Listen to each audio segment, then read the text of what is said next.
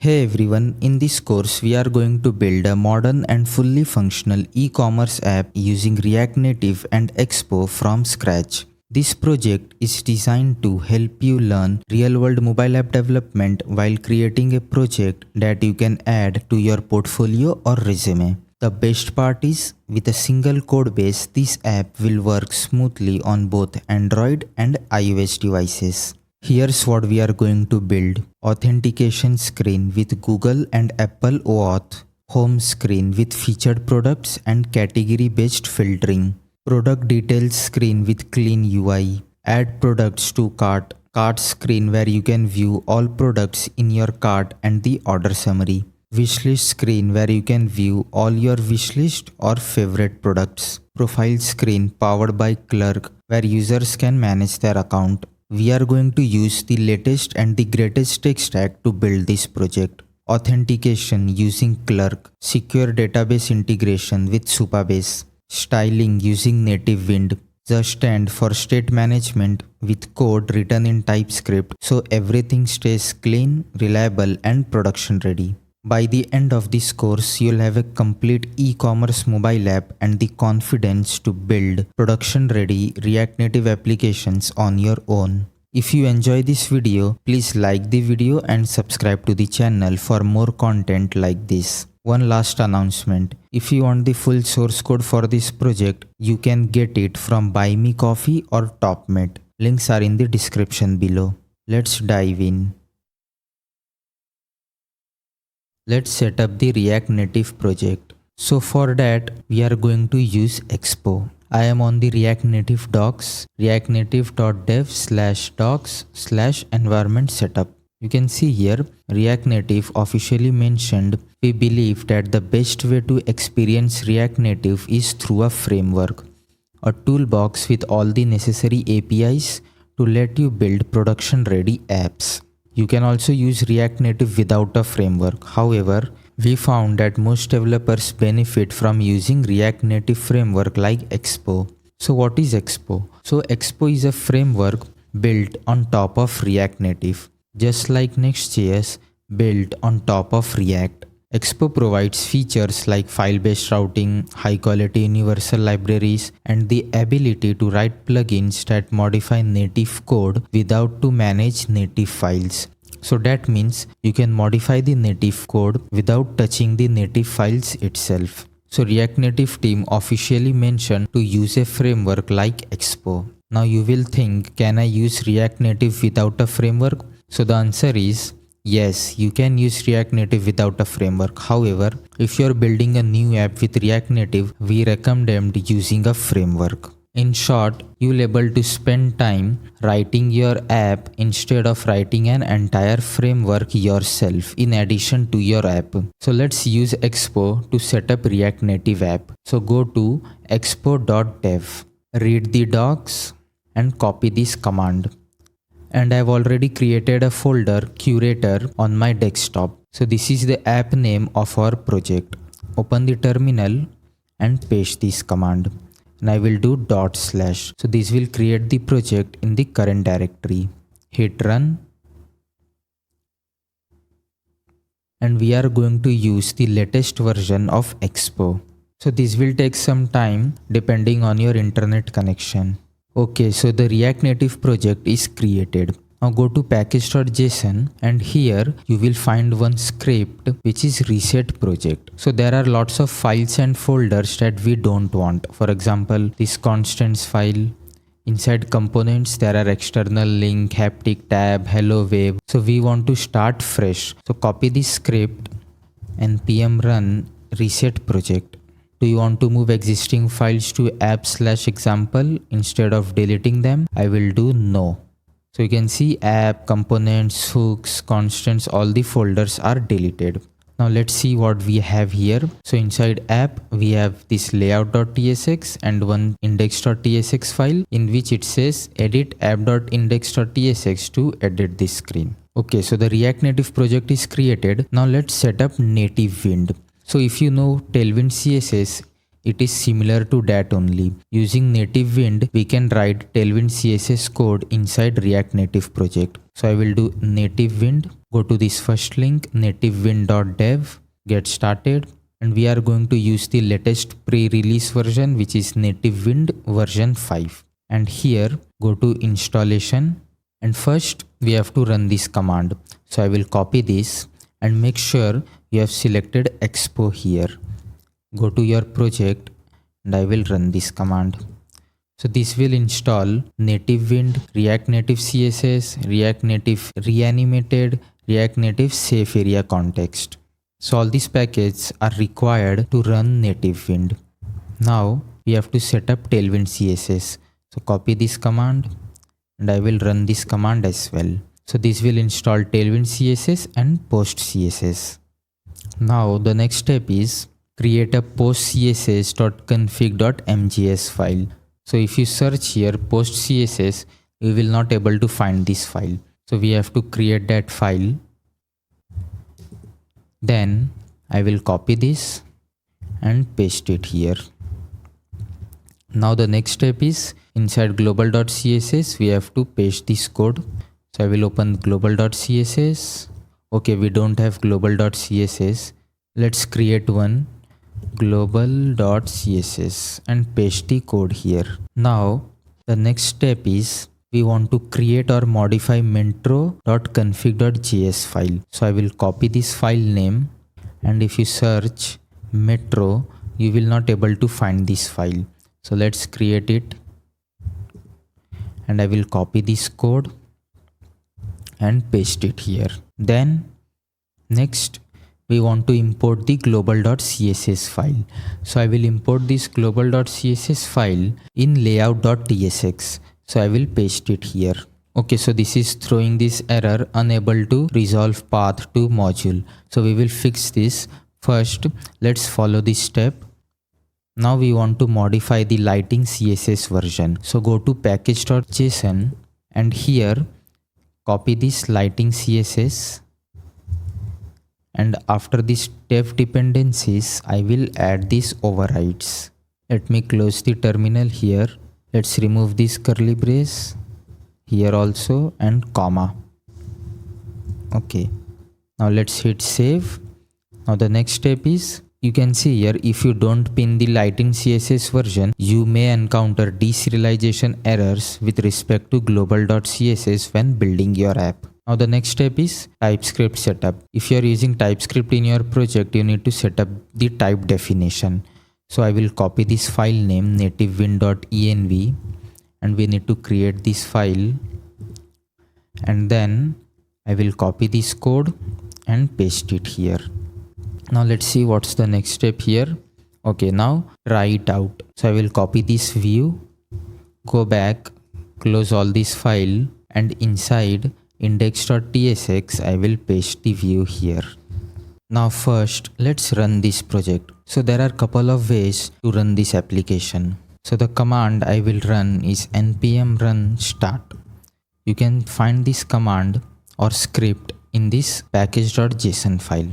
Now you can see here, if I do a full view, you can see it runs this Expo start, and here we have this QR code. So now what you can do, you can scan this QR code on the Expo Go app, whether on Android or iOS. So what is this Expo Go app? So if I go here, Expo Go, go to this link.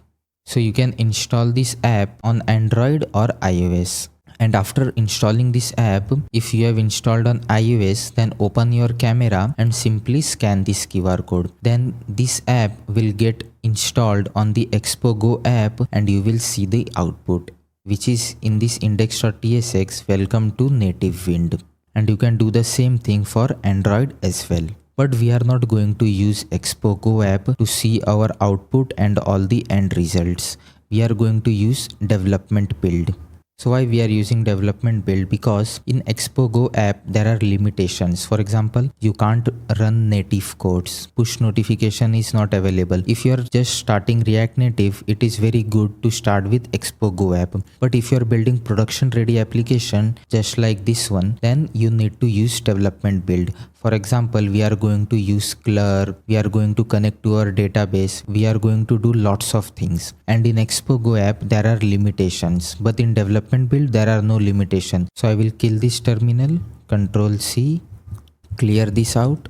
And then for running or creating development build, if you are on Mac machine, then first you need to download Xcode. So open App Store, search Xcode here, and you can download the Xcode from here. I have already installed Xcode. And if you are on Windows, then you can install Android Studio. After downloading Xcode, open it, create new project, and here you can select the app. Next, give the product name, give the organization identifier, you can give your name as well, and then you can create it. But I have already created it, so I will cancel it.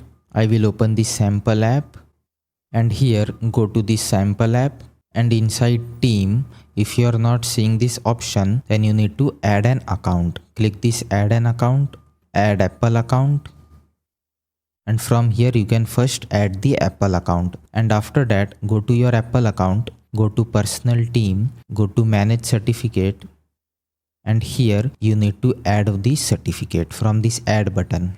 After that, close this. After that, go to this My Mac. You can see here we have lots of simulators, iPhone 17, 17 Pro, 17 Pro Max. But it can be a case that you are not able to see these simulators. Then you will see one download button. Using that download button, you can install simulator. After that, I will close this Xcode, and inside terminal, I will run npx expo run iOS. Now it is installing all the required dependencies from package.json. Currently it is installing the Cocoa pods, which is required for iOS, and this will take some time. If you are installing it first time, then I think it will take some 5 to 10 minutes, like depending on your internet connection and on your machine as well. And you can see it created this iOS folder. So this is the build for iOS. Here all the native file exist. I will close this. Now it is planning the build, and I will come back after this installation. Okay, so the development build is completed and it installed our app on iPhone 17 Pro simulator. You can see we have this nice little text, welcome to Nativewind. I will close this terminal, and you can see this error is also gone. I will replace this with @. Let's close all these files as well.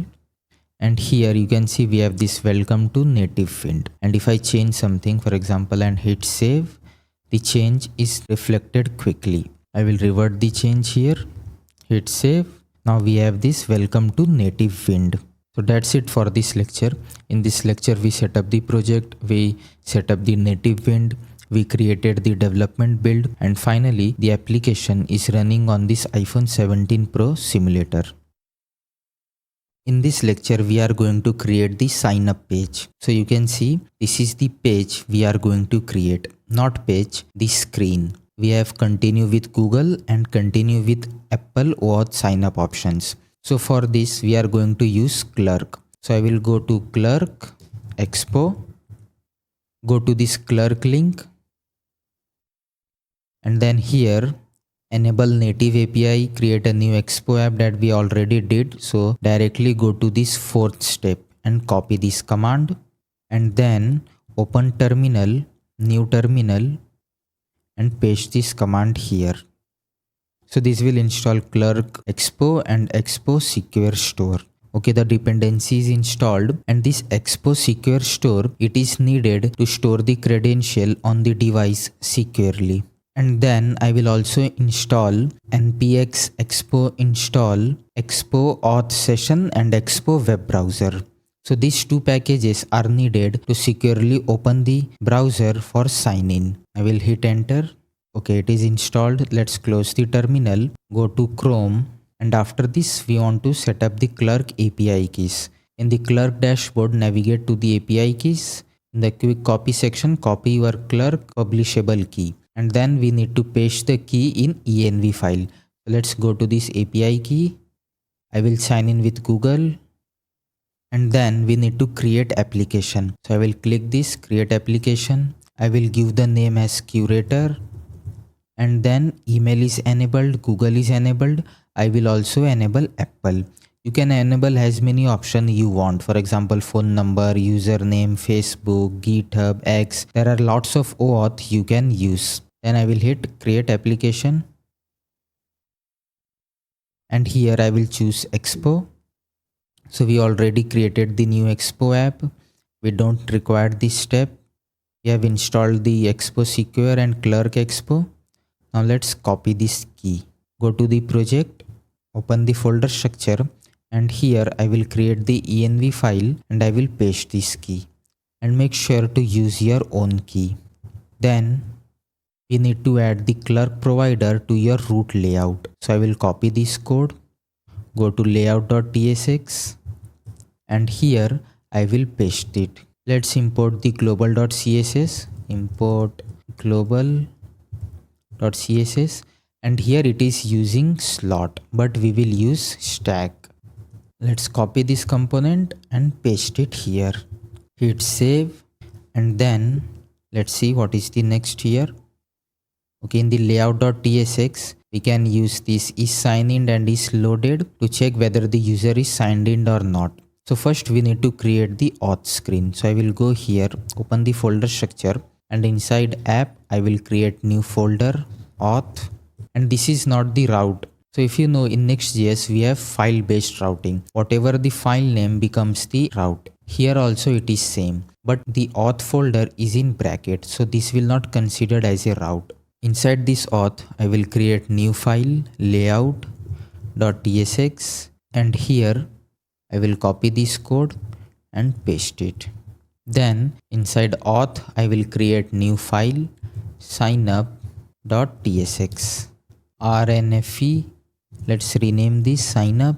So this is the signup screen. What we are doing in layout.tsx, before this component gets called, this layout file gets triggered, and inside this file we first check if the clerk is loaded. If it is not loaded, we will return null. If it is loaded, then we will check if the user is signed in or not, and we are getting this is signed in using this use auth hook from Clerk. So using this two property, we can know whether the user is signed in and whether the clerk is loaded in our application or not. So if user is signed in, then we will redirect the user to the home page. Else we will return the stack.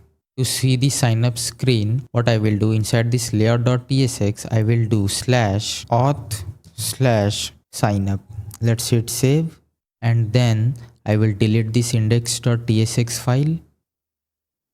Let's refresh the page here. Okay, so we are getting this unmatched route, but before that, let's fix this. If user is signed in, then we want to navigate to home page, not sign up page. And you can see sign up page does not exist. So we need one index.tsx file. So what I will do, inside app, I will create new folder and it will be a tabs. So if I go here on Chrome, and inside this whiteboard, you can see we have these tabs, and inside this tab we have this home page, cart page, and wish list. So currently inside tabs, I will create new file index.tsx rnfe, and I will rename this to home. And then inside tabs, I will create new file layout.tsx. I've refreshed this. You can see we are able to see this home page. This is the component we are seeing here. Now inside this layout.tsx, I will create the component tab layout, and here I will copy this, go to this layout, and I will paste it here. Let's import this auth. If user is not signed in, I will add the not operator. Then I will redirect the user to sign up page. Auth/signup. Let's import this redirect component. Now you can see we are able to see this sign up text, which is this one. Now there are two header here, so I will hide it. So go to auth layout.tsx, and here I will do options, header shown, it will be false. Now inside this layout.tsx, not this layout, this parent layout, I will hide the folder structure. Inside this stack, I will do screen options, header shown, false. Now the header is gone. So if you look at the design, in this design we don't have the header. So we have hide this header from two places. First one is the parent one, the root layout, and the second one from the auth screen. Let's close all this file and I will explain you what's going on here. So first we have this layout.tsx file. So whenever the app is running, first this file gets executed. Here we have this clerk provider and we have this stack. After this file is executed, it finds the index.tsx file. So here we have the index.tsx file. But if you see inside these tabs, we have layout as well. So before this index.tsx file executed, this layout.tsx file act as a middleware. It's execute before this index file. And here we have this is signed in variable from use auth. First we check if clerk is loaded or not. After that we check if user is signed in or not. If user is not signed in, then we are redirecting the user to the sign up page. So if I do R here, you can see we redirect the user to the sign up page. Here we have this sign up page, and here also first it executes this layout.tsx file. First it check if user is signed in. If it is signed in, then we are redirecting the user to the home page. But currently we are not signed in, so that's why we are returning this stack, and this is the screen we are able to see here. So if I give margin top here, style margin top, let's say 80, you can see this sign up text. Let me remove this style. Now in this lecture, we will create the sign up screen. So if you see the design, we have this curator text, which is the label of the app. We have this welcome back, sign into your favorite curator app, and we have two buttons, continue with Google and continue with Apple. At the bottom, we have this copyright and privacy and terms. So let's start. First, let's create the safe area component. So you can see the sign up text is getting off the screen. So here I will create one components folder. Inside this components folder, I will create one file, safe area view.tsx rnfe, and here I will remove this. I will remove all this import and I will do export default styled. Okay, the autocomplete is not working. Let me import this manually. Import styled from Nativewind, and here I will do safe area view, and this safe area view is coming from React Native safe area context. So if you think why not directly use this safe area view inside this signup.tsx. So when you use this directly, there are problems while applying styles to this safe area view. So that's why we are wrapping this inside a styled. So we can directly apply styles to this safe area view. And then here I will return safe area view from components, and let me take one text here, sign up. Now you can see we have this sign up text here. I will give the class name flex1, justify center, position will be relative, and then go to global.css and I will paste this code here. So this is the theme from Nativewind. So we are creating some utility classes. So instead of writing hex code every time, we will use this utility class. And here I will give the background color as Vista white. Now I will take one view, class name, margin top will be 2, padding will be 4. Let's import this view, and inside this view, I will take one text, curator, class name, font size will be 4XL, font bold, margin bottom will be 6. And after this text, I will take one more view, class name, flex, gap will be 4. And inside this view, I will take one more text for welcome back. Let's give the class name, text will be 3XL and font will be bold. Then I will take one more text, sign in to your favorite curator app. Let's give the class name, text will be gray 600, text will be large, which is font size 18 pixel. Then let's create these two buttons, continue with Google and continue with Apple. After this view, I will take one more view, class name, margin top will be 10, flex, gap will be 6. And here I will take one button, pressable, and inside assets, I will paste one file, google.png. You can find the resources link in the description below. Inside pressable, I will take one image from React Native, source, require /assets/images/google.png. Let's give the width and height here. Width, it will be 20, height, it will be also 20. And I will write the text, continue with Google with capital W. Let's give the class name here. I will paste one class name here. So we have some flex row, justify center, some padding, some background color, border color, and some border radius. Okay, we are getting this error. Text string must be rendered within a text. So copy this and I will take one text and paste it here. We have this continue with Google button. Now let's give the class name for this text, uppercase, font will be medium and text will be large. Now let's create the same button for Apple as well. So I will copy it and paste it here and I will write continue with Apple. And for icon, I will use font awesome. So I will remove this font awesome. The autocomplete is not working. Let me write it here.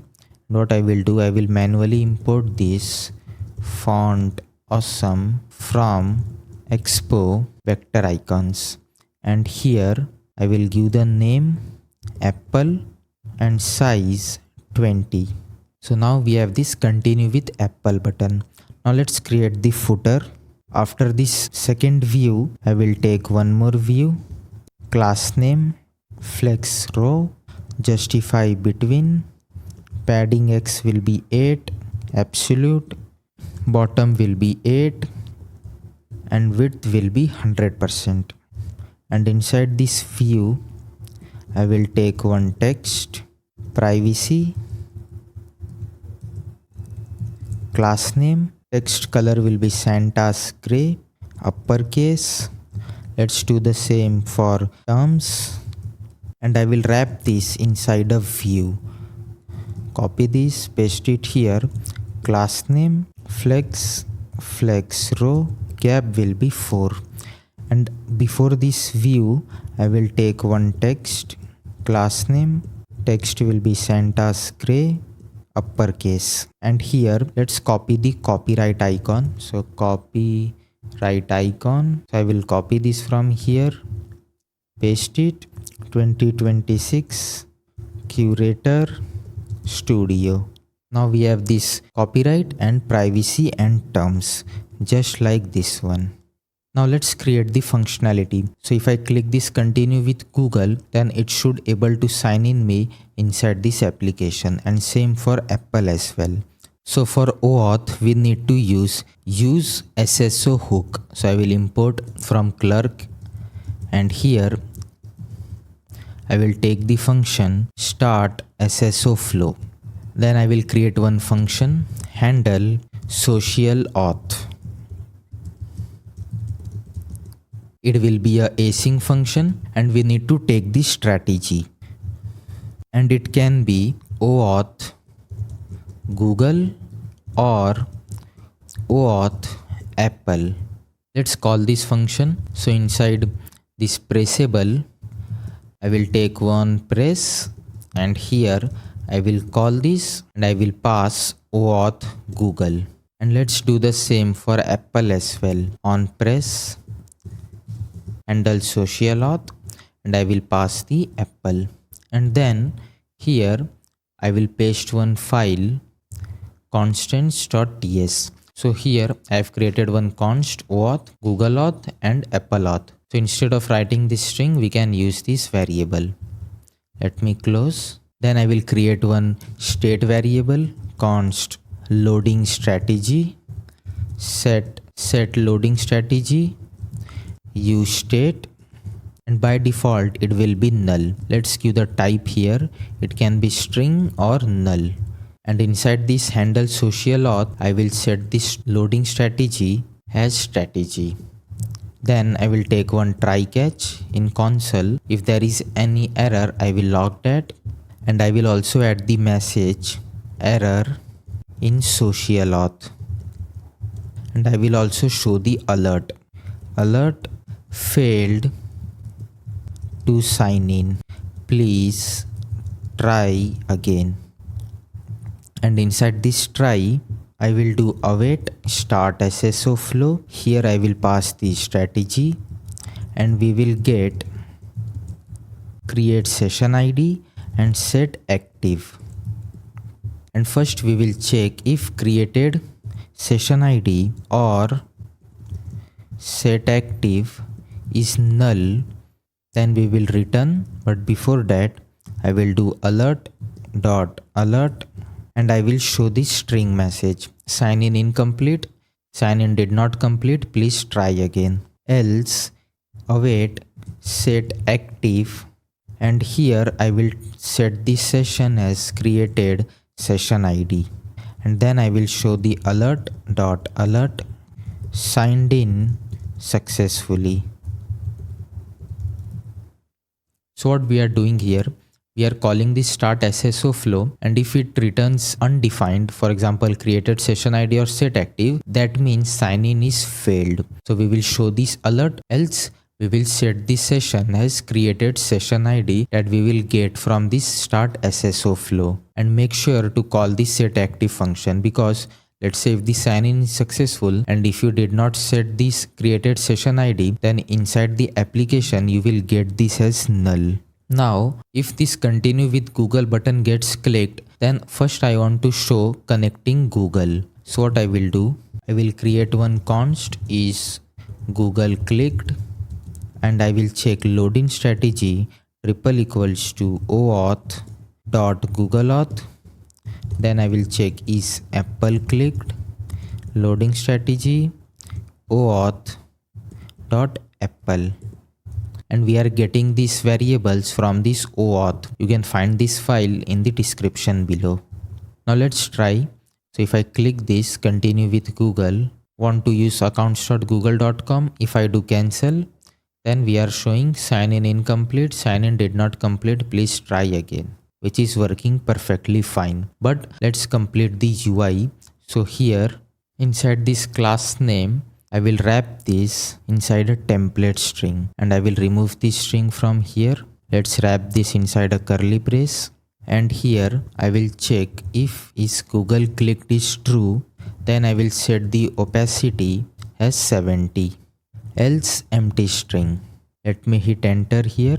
Let's do the same for Apple as well. So first let's wrap this inside a template string. Let's remove this string here, and I will wrap this inside a curly braces, and here I will check is Apple clicked is true, then I will set the opacity as 70, else empty string. Then I will take one property disabled.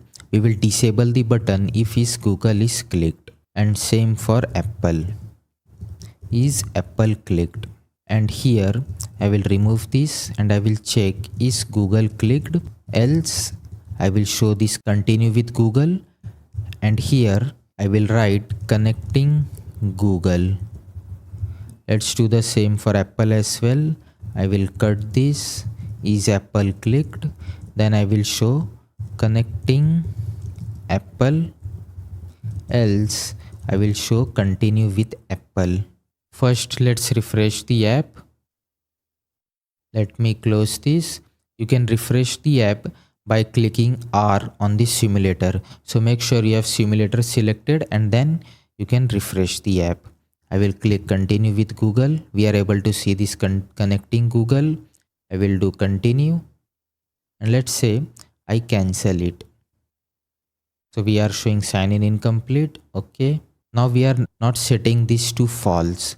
So here I will take one finally block, and I will do set loading strategy to null.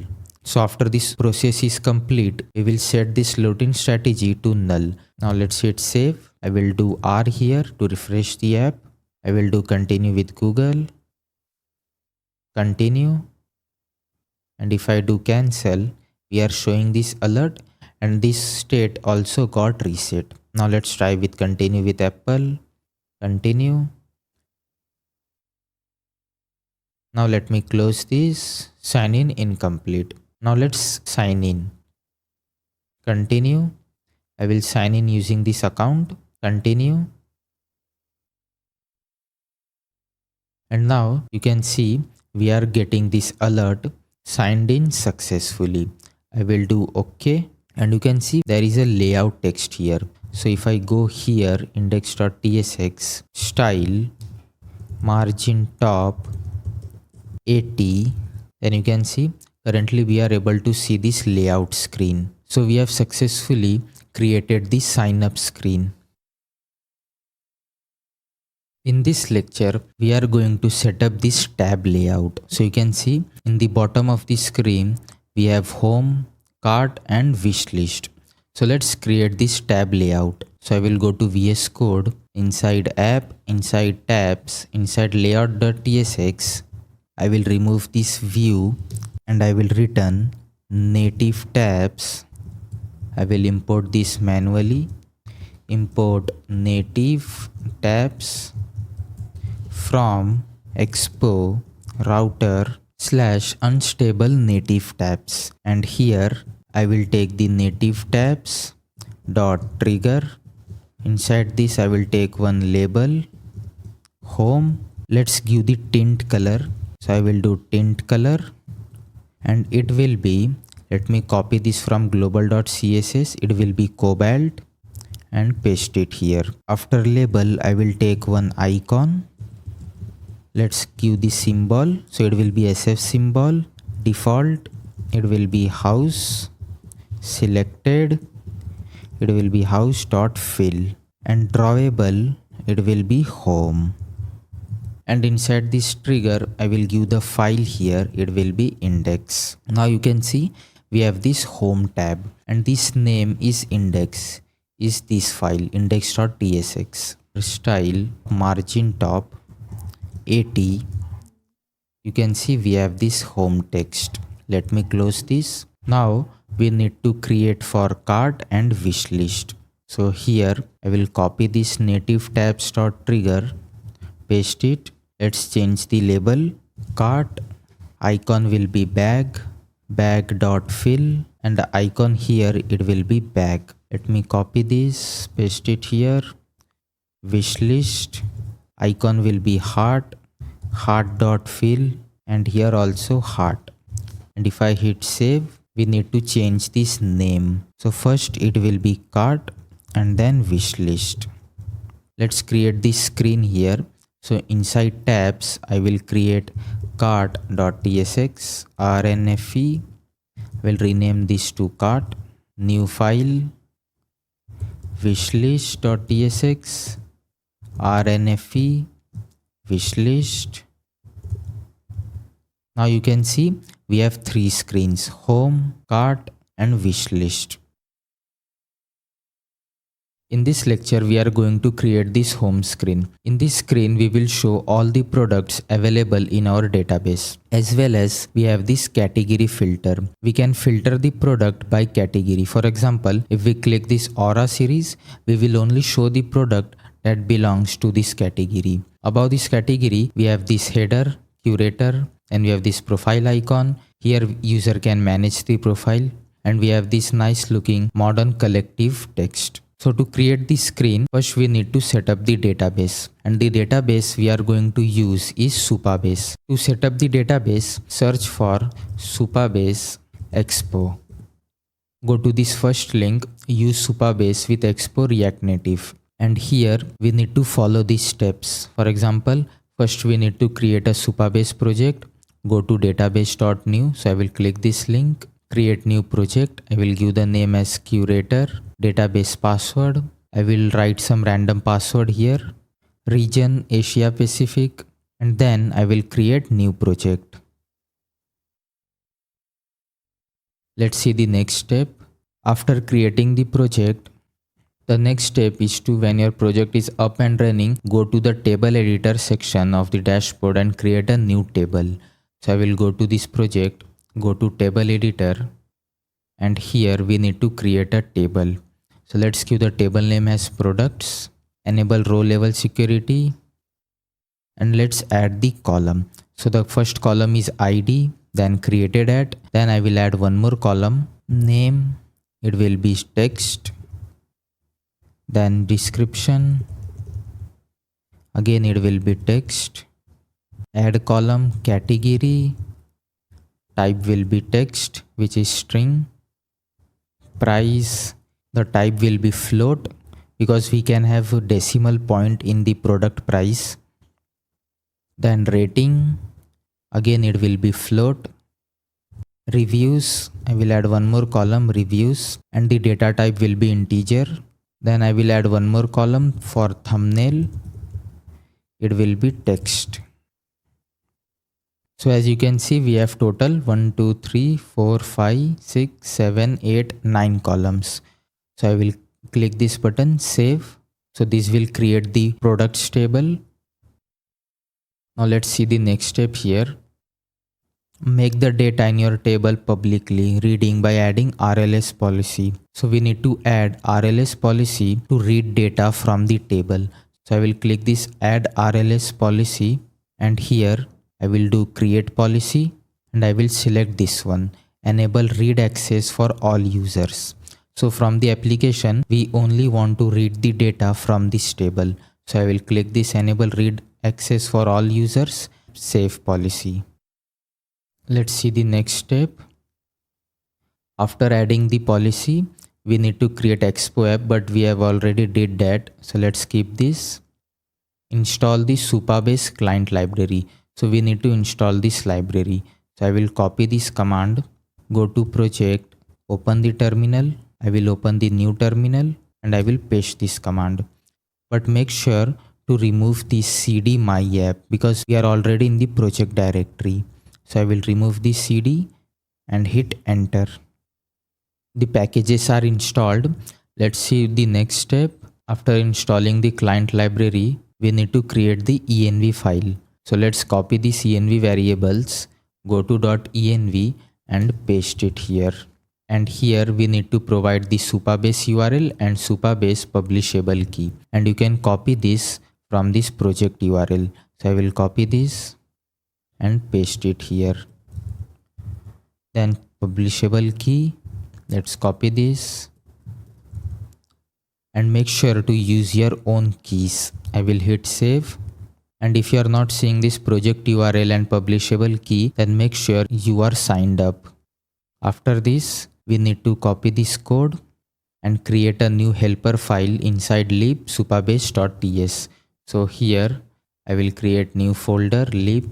I will create new file supabase.ts and I will paste this code here.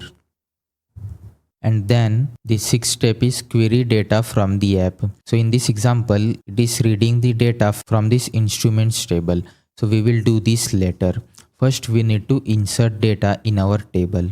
So I will close this, go to the table, and here I will click this insert button, import data from CSV, browse your files, and I will import this product row.csv.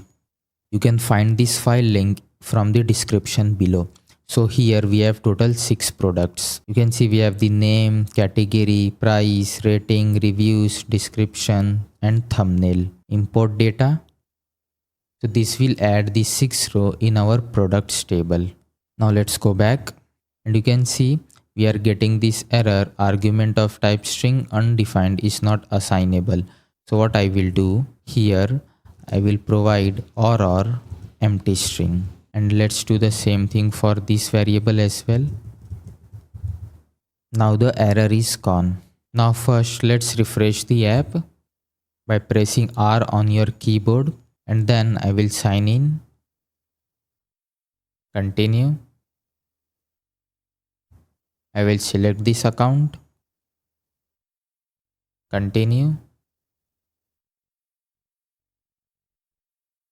signed in successfully. So now let's start by creating this home screen. So I will go back, I will close all this file, go to index.tsx. So this is the home screen. So first we need to fetch all the products from the Supabase. So I will create one state variable here, products, set products, use state, and initially it will be a empty string. And let's create the type as well. So here I will create one folder, types, new file, product.d.ts, type product, iProduct, and I will paste this code here. So we have ID, number, name string, category string, price number, rating number, reviews number, description, and thumbnail has string. And I will export this iProduct.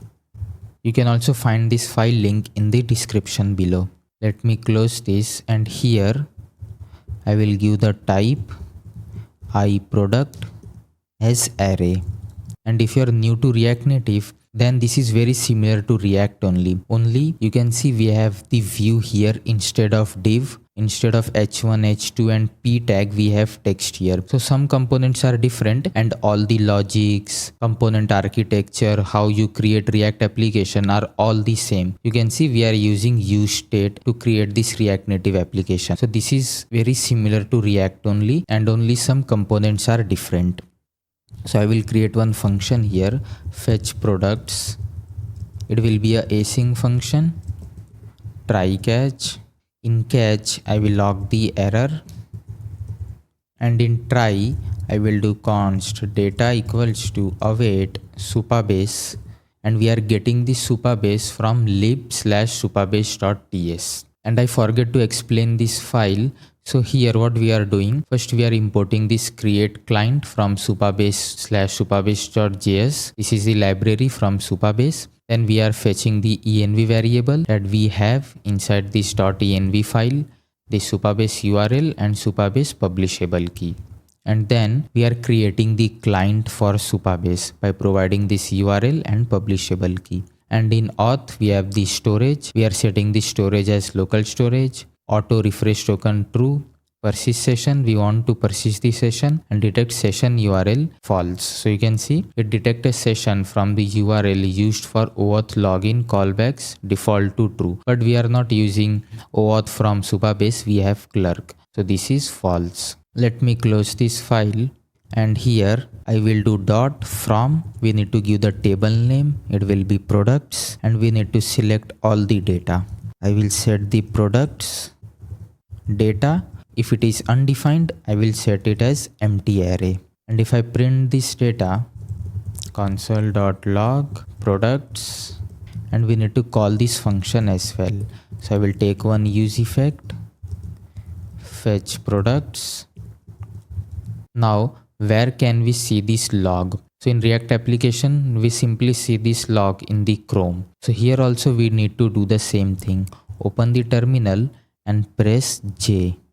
So it will launch the DevTools. Let me resize this, and you can see we have this array of 6 products: minimalistic chronograph, Studio Pro, heritage, heavyweight tea. So total we have the 6 products from Supabase. So I will minimize this, and then let's create the UI here. So as you can see, first we have this header, then we have this seasonal essence and modern collectivity.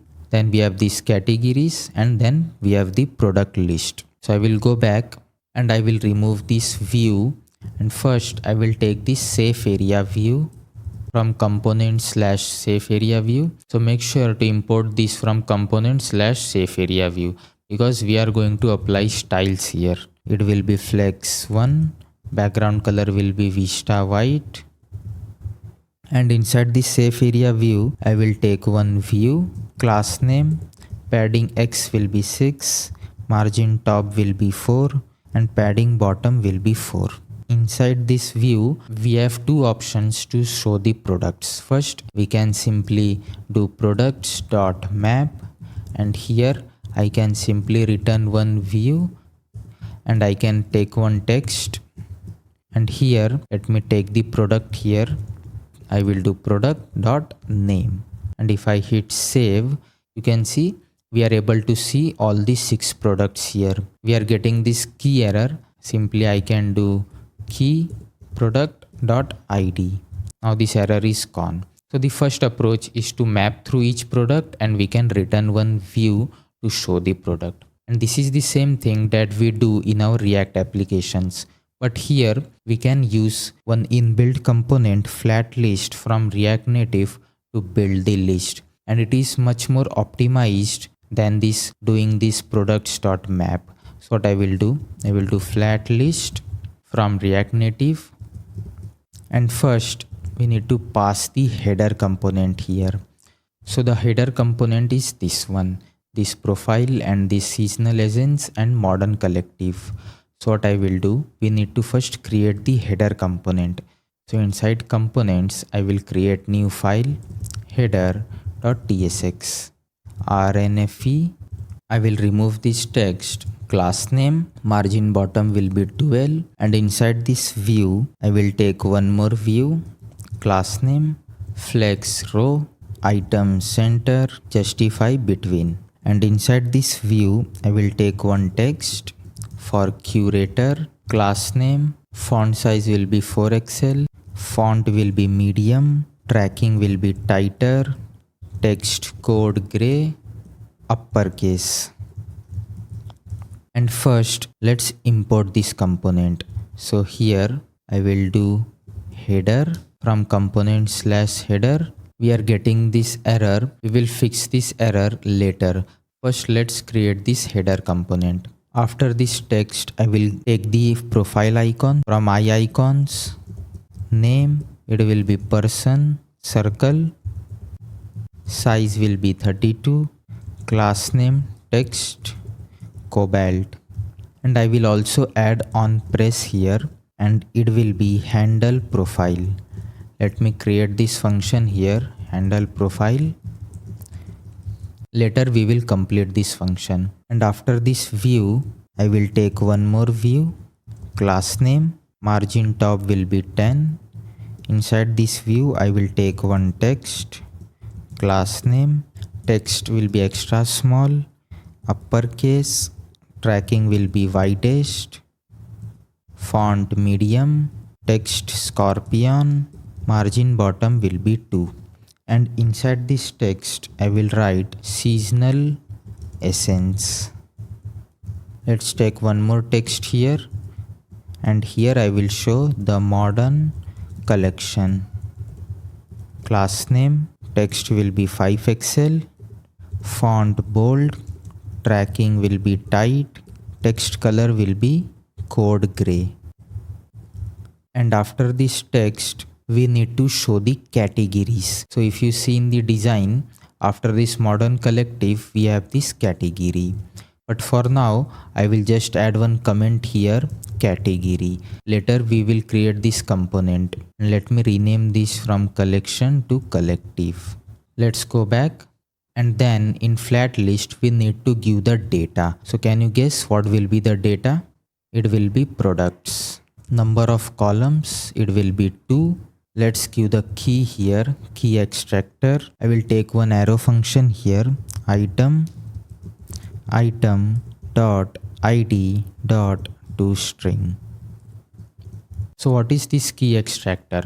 So if you remember, if we do products.map, for each item we give key and React uses that key to optimize the list. So we are doing the same thing here. For each item in this list, we are giving the key as ID. Column wrapper style, justify content, it will be space between. And after column wrapper style, I will render the item. And here I will return one component, view. And in each render item, we will get the product item. So I will take the product as item, class name, width will be 48%.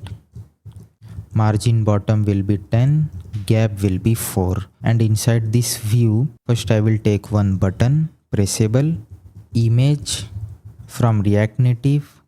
Let's give the source here. So make sure to use this source, not src. and here we need to give the URL. So for that we need to take this URI and it will be item.thumbnail. Let's give the class name here.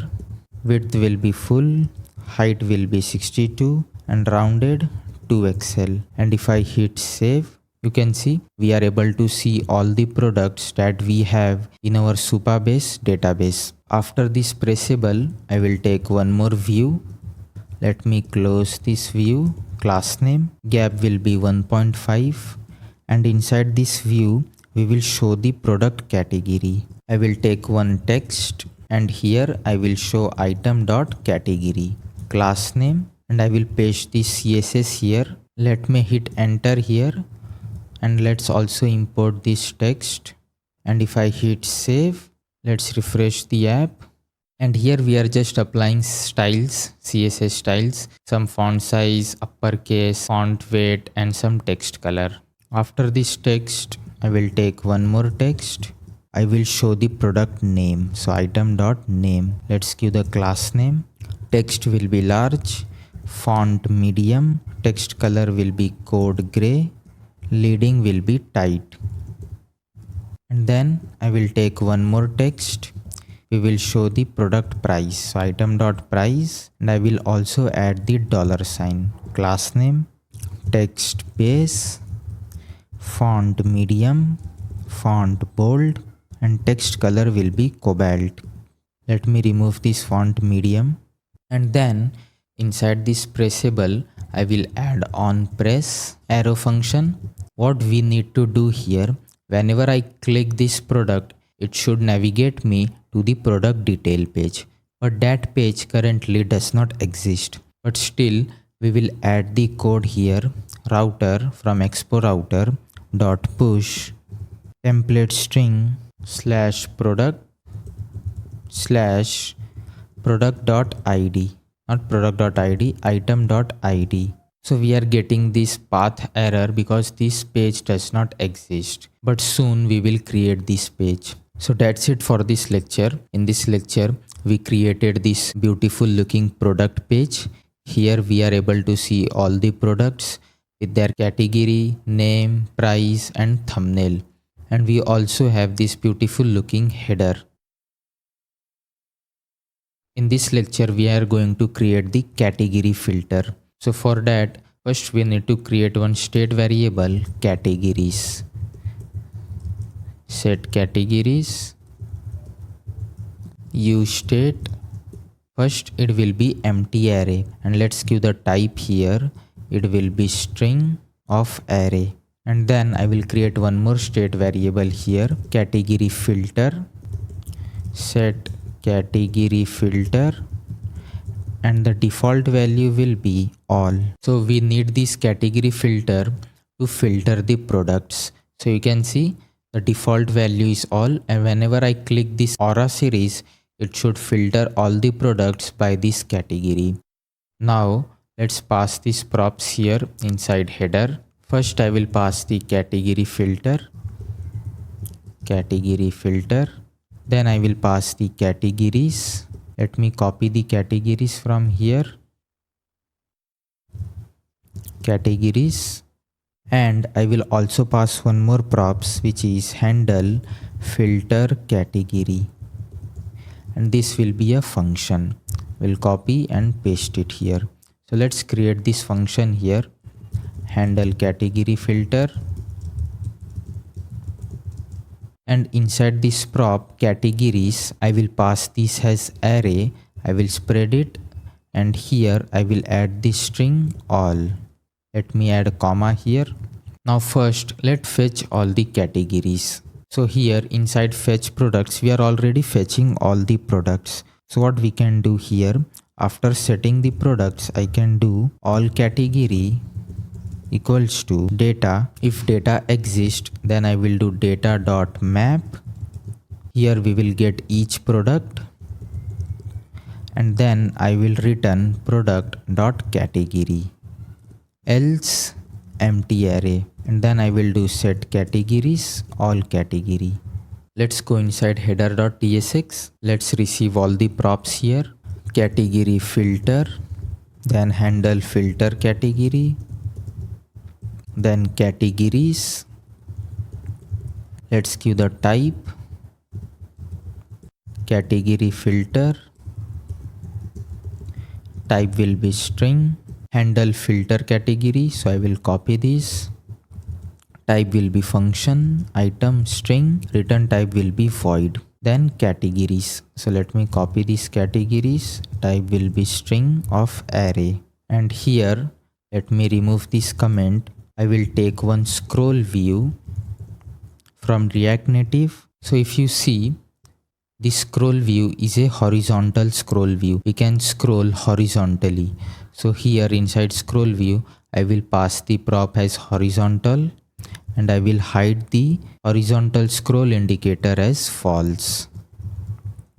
And inside the scroll view, I will take one view, class name, flex row, gap will be 4, margin top will be 8. And inside this view, I will map through categories dot map category. I will take one button pressable from React Native, and here I will take one text, and we will show the category. Let's give the key here, category.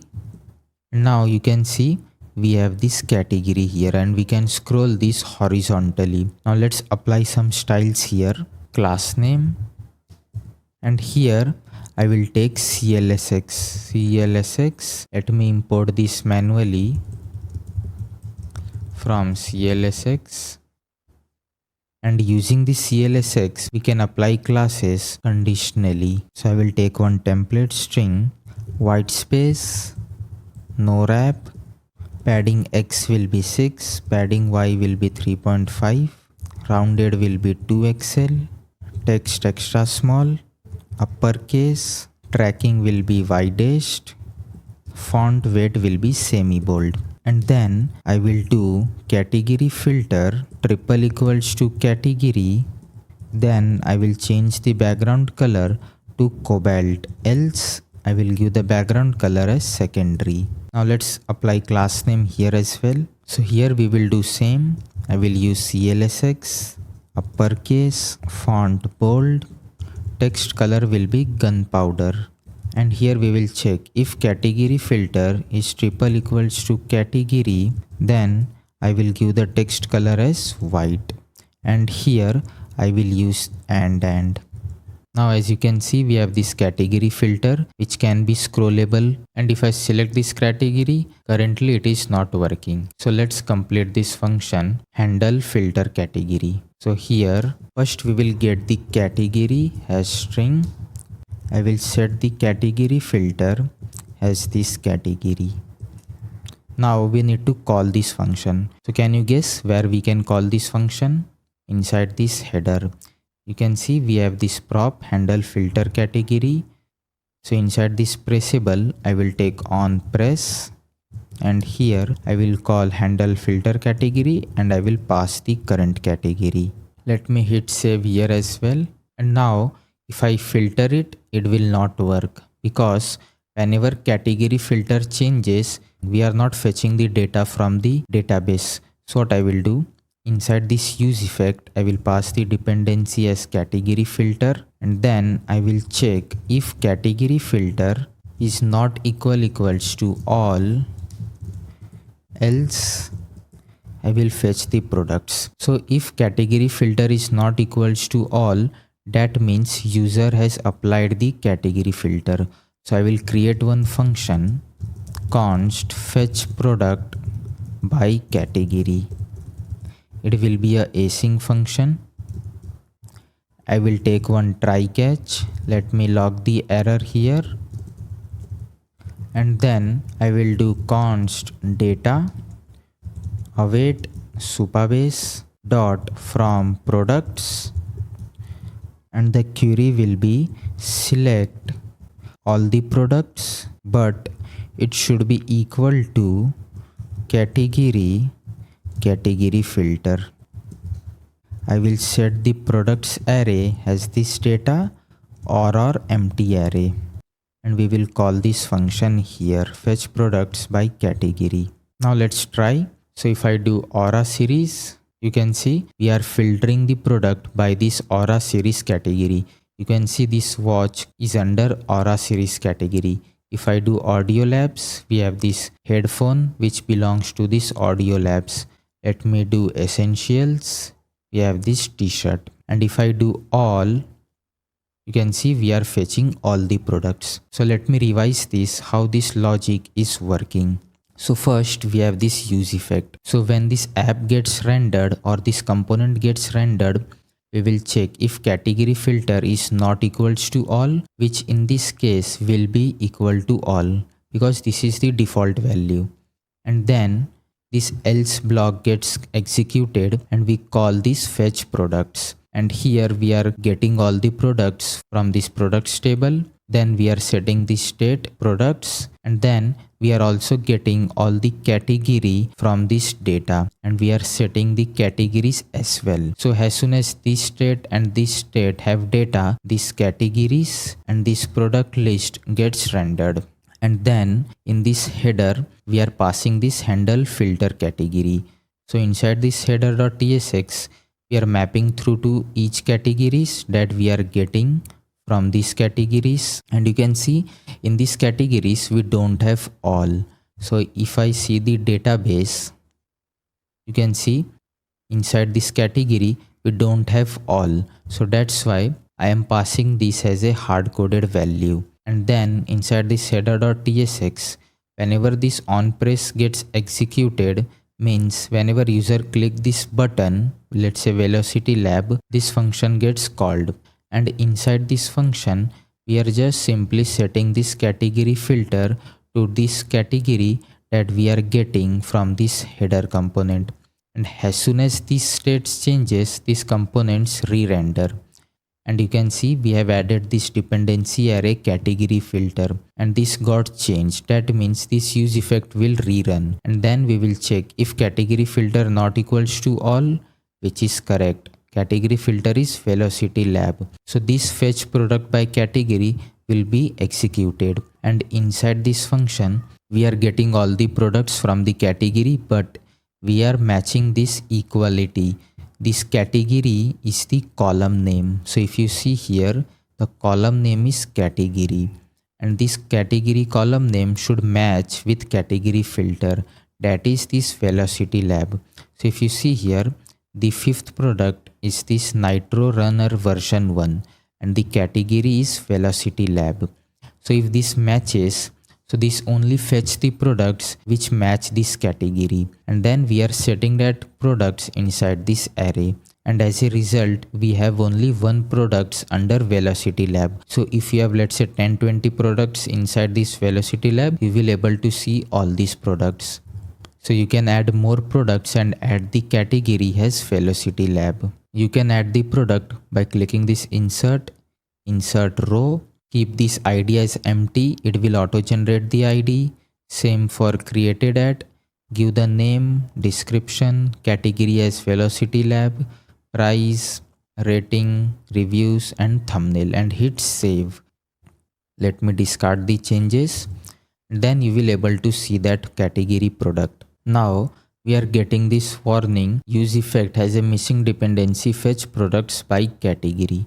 So currently what I will do quick fix, and I will disable this warning by adding this ESLint line.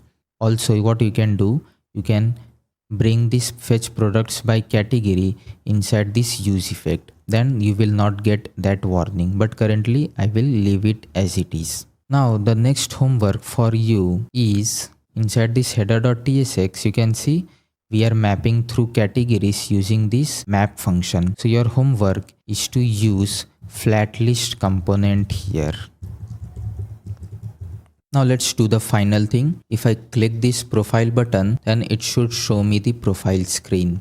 So in the design, you can see we have this profile screen here. So we want this profile screen to be shown when clicking that button. So I will go inside header.tsx and let's complete this function. So for this, first I will call the hook use user profile model, and here I will destructure present user profile, and inside this handle profile I will take try catch and I will do await present user profile, and inside the catch I will log the error. Let me correct the spelling error. Now let's see, if I click this profile button, we are able to see this profile screen. From here you can manage your profile. For example, I can go inside the profile, see the email address, linked email address, manage my Google account, or I can update my profile, first name, last name, profile picture.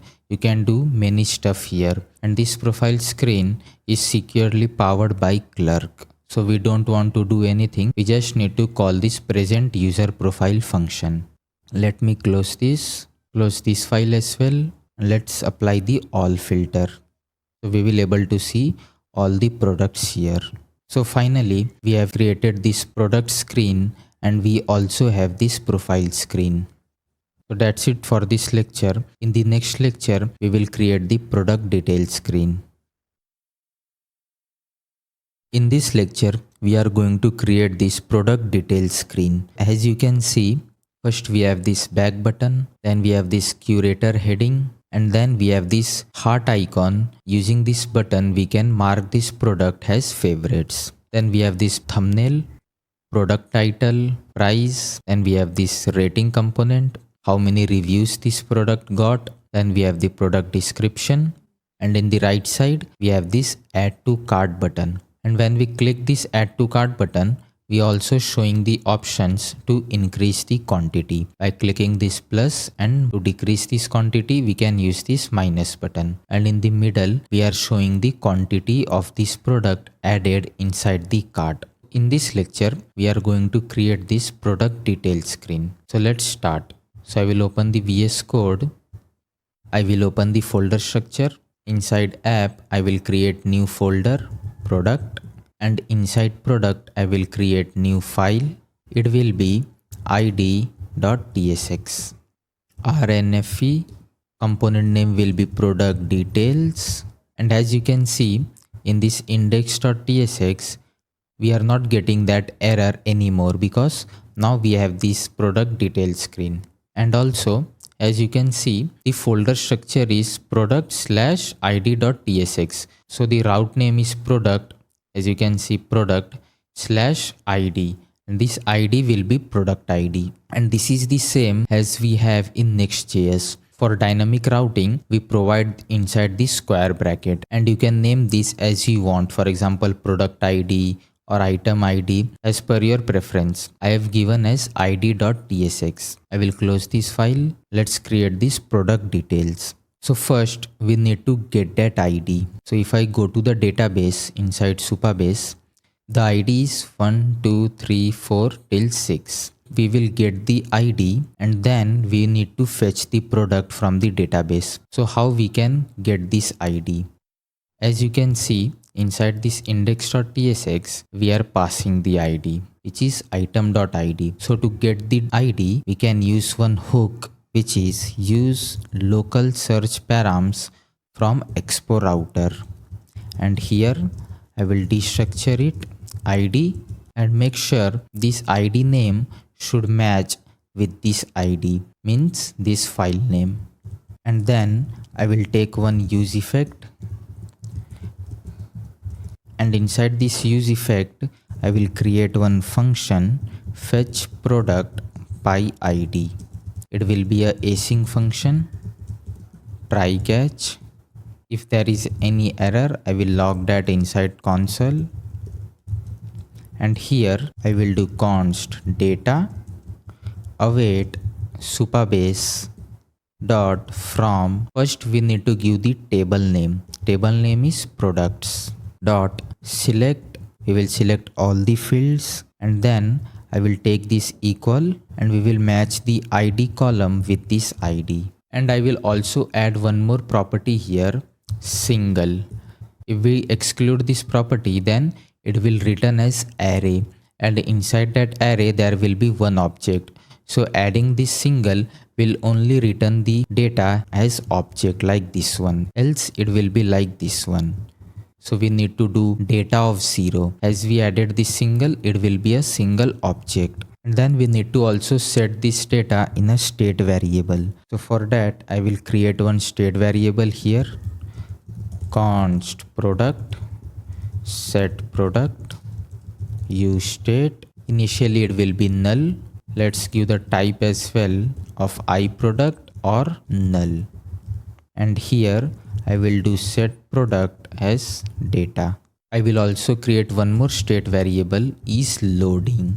Set is loading. Initially it will be false. And here I will do set is loading true. And I will take one finally block and I will do set is loading to false. So why we are taking this is loading state variable? Because whenever we open the screen, the detailed screen, this will take some time to fetch the product from the database. So till now the product is not fetched. We will show the activity indicator, means we will show the loading component. Let's give the ID here as the dependency array, and then I will call this function fetch product by ID. Let me log this product.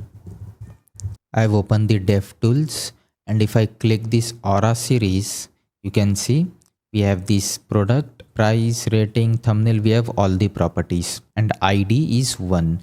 So we are fetching the correct product. Let me minimize this, and here I will check if is loading is true. Then I will return activity indicator from React Native. Size will be large. Class name flex 1, item center, justify center. So the activity indicator will be in the middle of the screen. Let's give the color as well. It will be a hex code 0041C8. Now let's go back, but we don't have the back button. But in iOS by default we can go back using this navigation. I will click this product.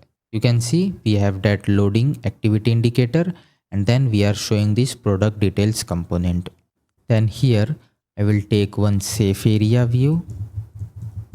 From component / safe area view, class name flex 1, background color will be Vista white. Inside the safe area view, I will take one scroll view from React Native. As you can see, inside this design, here we need the screen to be scrollable, because at the end of the screen we have add to cart button. So we need scroll bar to see this add to cart button. Here I will give the style as content container style, and I will provide the padding as 10. And inside the scroll view, I will take one view, class name flex row, item center, justify between. Inside this view, I will take one button. This is pressable. Let's give the class name. Padding will be 4, margin left 2, rounded will be 2XL, background color secondary. So this is the back button. I will also take one icon. Name, it will be arrow dash back. Size will be 24. Color will be black. Let's import this view. Let's also add on press here, on press. And what we will do here, I will call one function router.back. First let's import the router from expo / router.back arrow function. And now if I go to the screen and if I press this back button, so it is working perfectly fine. After this pressable, I will take one text, curator, class name, and here I will paste this class name. Let's import this component. So here we are giving some font weight, some font size, some text color. Let's go to this detail screen. After this text, I will take one pressable, class name, background will be secondary, padding will be 4, border radius will be 2XL, and this is the wishlist icon. I will take one icon here, name, heart, outline. Let's give the size here, which will be 26. I will take one more view, class name, padding X will be 6, margin top will be 6. And inside this view, I will take one image from React Native. Let's give the source here, URI, it will be product.thumbnail. Let's give the class name, width will be full, height will be 120, and I will also add border radius 2 pixel. Now as you can see, we have this large product thumbnail here. After this image, I will take one text and here we will show the product.name. Let's give the class name. We have some font extra bold, font size, text color and some margins. Okay, so we are getting this error here. Product is possibly null. So I will add optional chaining here. After this text, I will take one view, class name, justify between, flex row, margin top 2. We'll also add items center. I will take one text and here I will show the product price. So product.price. Class name, text color will be scorpion, font light, font size 3XL. Okay, now we have this name and the price of the product. After this text, I will take one view. Now we are creating this rating and then this reviews. So for rating, we will create separate component because if you see in the database, here rating are 4.5, 4, 3.9. So for example, if the rating is 4.1, then we need to show 4-star icon and the fifth one should be half. So for this, we will create a separate component. First, let's give the class name here, flex row, item center, gap will be 2. And inside this view, I will call one component rating stars. And I will also pass rating product.rating. Currently, this component does not exist. Let's create this component. So inside components, I will create new file, rating stars. Okay, let me add the extension as well. .tsx rnfe. It will take the prop rating of type rating number with small n, and here let's import this component. So we are getting this warning here. Okay, let me go to this component and fix this rating. First, let me give class name here, flex row, and gap will be 1, like between all these stars. And here I will remove this text and I will take one array here, 1, 2, 3, 4, 5, because we want to render 5 stars here. I will do dot map item, and here I will check if rating is greater than equals to item, then I will return one icon. Let's give the key here. It will be item, name will be star, size will be 18, and color will be text cobalt. As you can see, currently we have 4 stars because what is the rating of this product? Let me check in the database. Minimalist, what the name? Minimalist chronograph. Okay, so this is the product. Rating is 4.5. So we are passing 4.5 here. It will check 4.5 is greater than equals to item. For 1 it will be true, for 2 it will be true, for 3 it will be true, for 4 it will be true, but for 5 it will be false. So that's why this component gets written only 4 times. So what I will do, after this if, by default I will return icon, name will be rating, not rating star. Let's give the key here, item, size will be 18, and class name, text color, it will be cobalt, and here I will do star outline. Now you can see we have total 5 stars. This product has 4.5 rating, so this should be 1, 2, 3, 4, and this should be half, but by default this outline star is getting returned. So we need to add one more if condition here. So I will check if item minus rating triple equals to 0.5. Let me copy this. I will return star half. Now as you can see, we have 4.5 rating here, 1, 2, 3, 4, and then we have this half star. So here we are checking if item, for example 5 minus 4.5 is 0.5. Then we will return the star half rating. Else We will return the star outline. Now after this rating stars, I will take one text and here I will show the reviews, the count of reviews. I will hit save. So total we have 38 reviews for this product. Let's give the class name here. Text color will be SM, uppercase, tracking will be widest, font semi bold, text color will be scorpion. Now let's take the description here. So after this view, I will take one more view.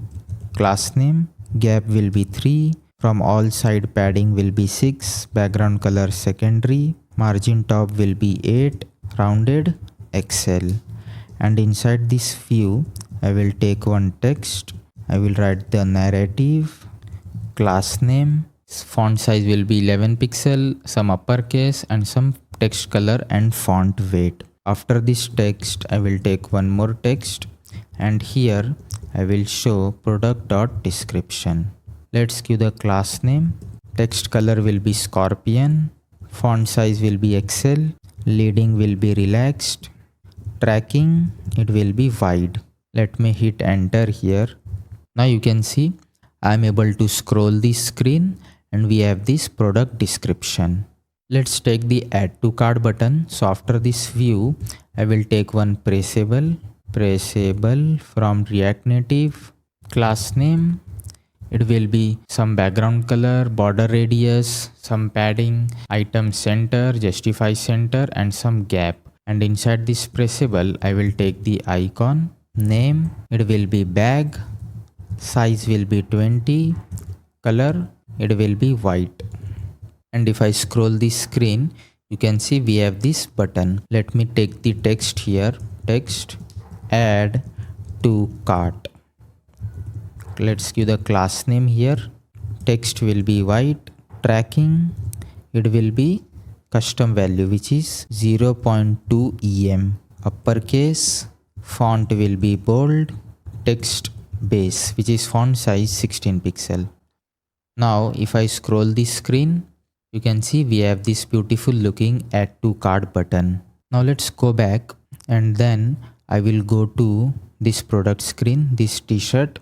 So we are fetching the correct product. We have the title, we have the price, we have the rating, reviews, description and add to cart button. That's it for this lecture. In this lecture we created this beautiful looking product details screen.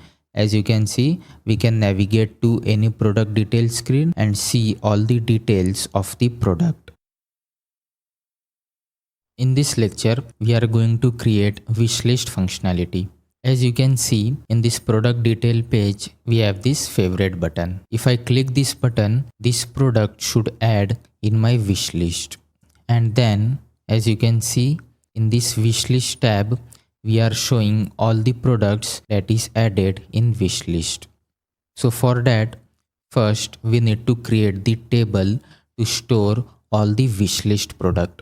So go to Supabase and here go to table editor, new table, table name will be wishlist and then add one column and here the column name will be product ID and the data type will be integer 8. And then we will also add foreign key relation. So this product ID should point to ID in the products table. So let me duplicate this tab. Here you can see we have this products table and this is the unique ID for each product. So whenever I add any product to my wish list, then we need all the name, description, category, price, all the metadata of the products. So we are not going to store all the metadata in this table. We will just add this product ID and this point to this product in this products table.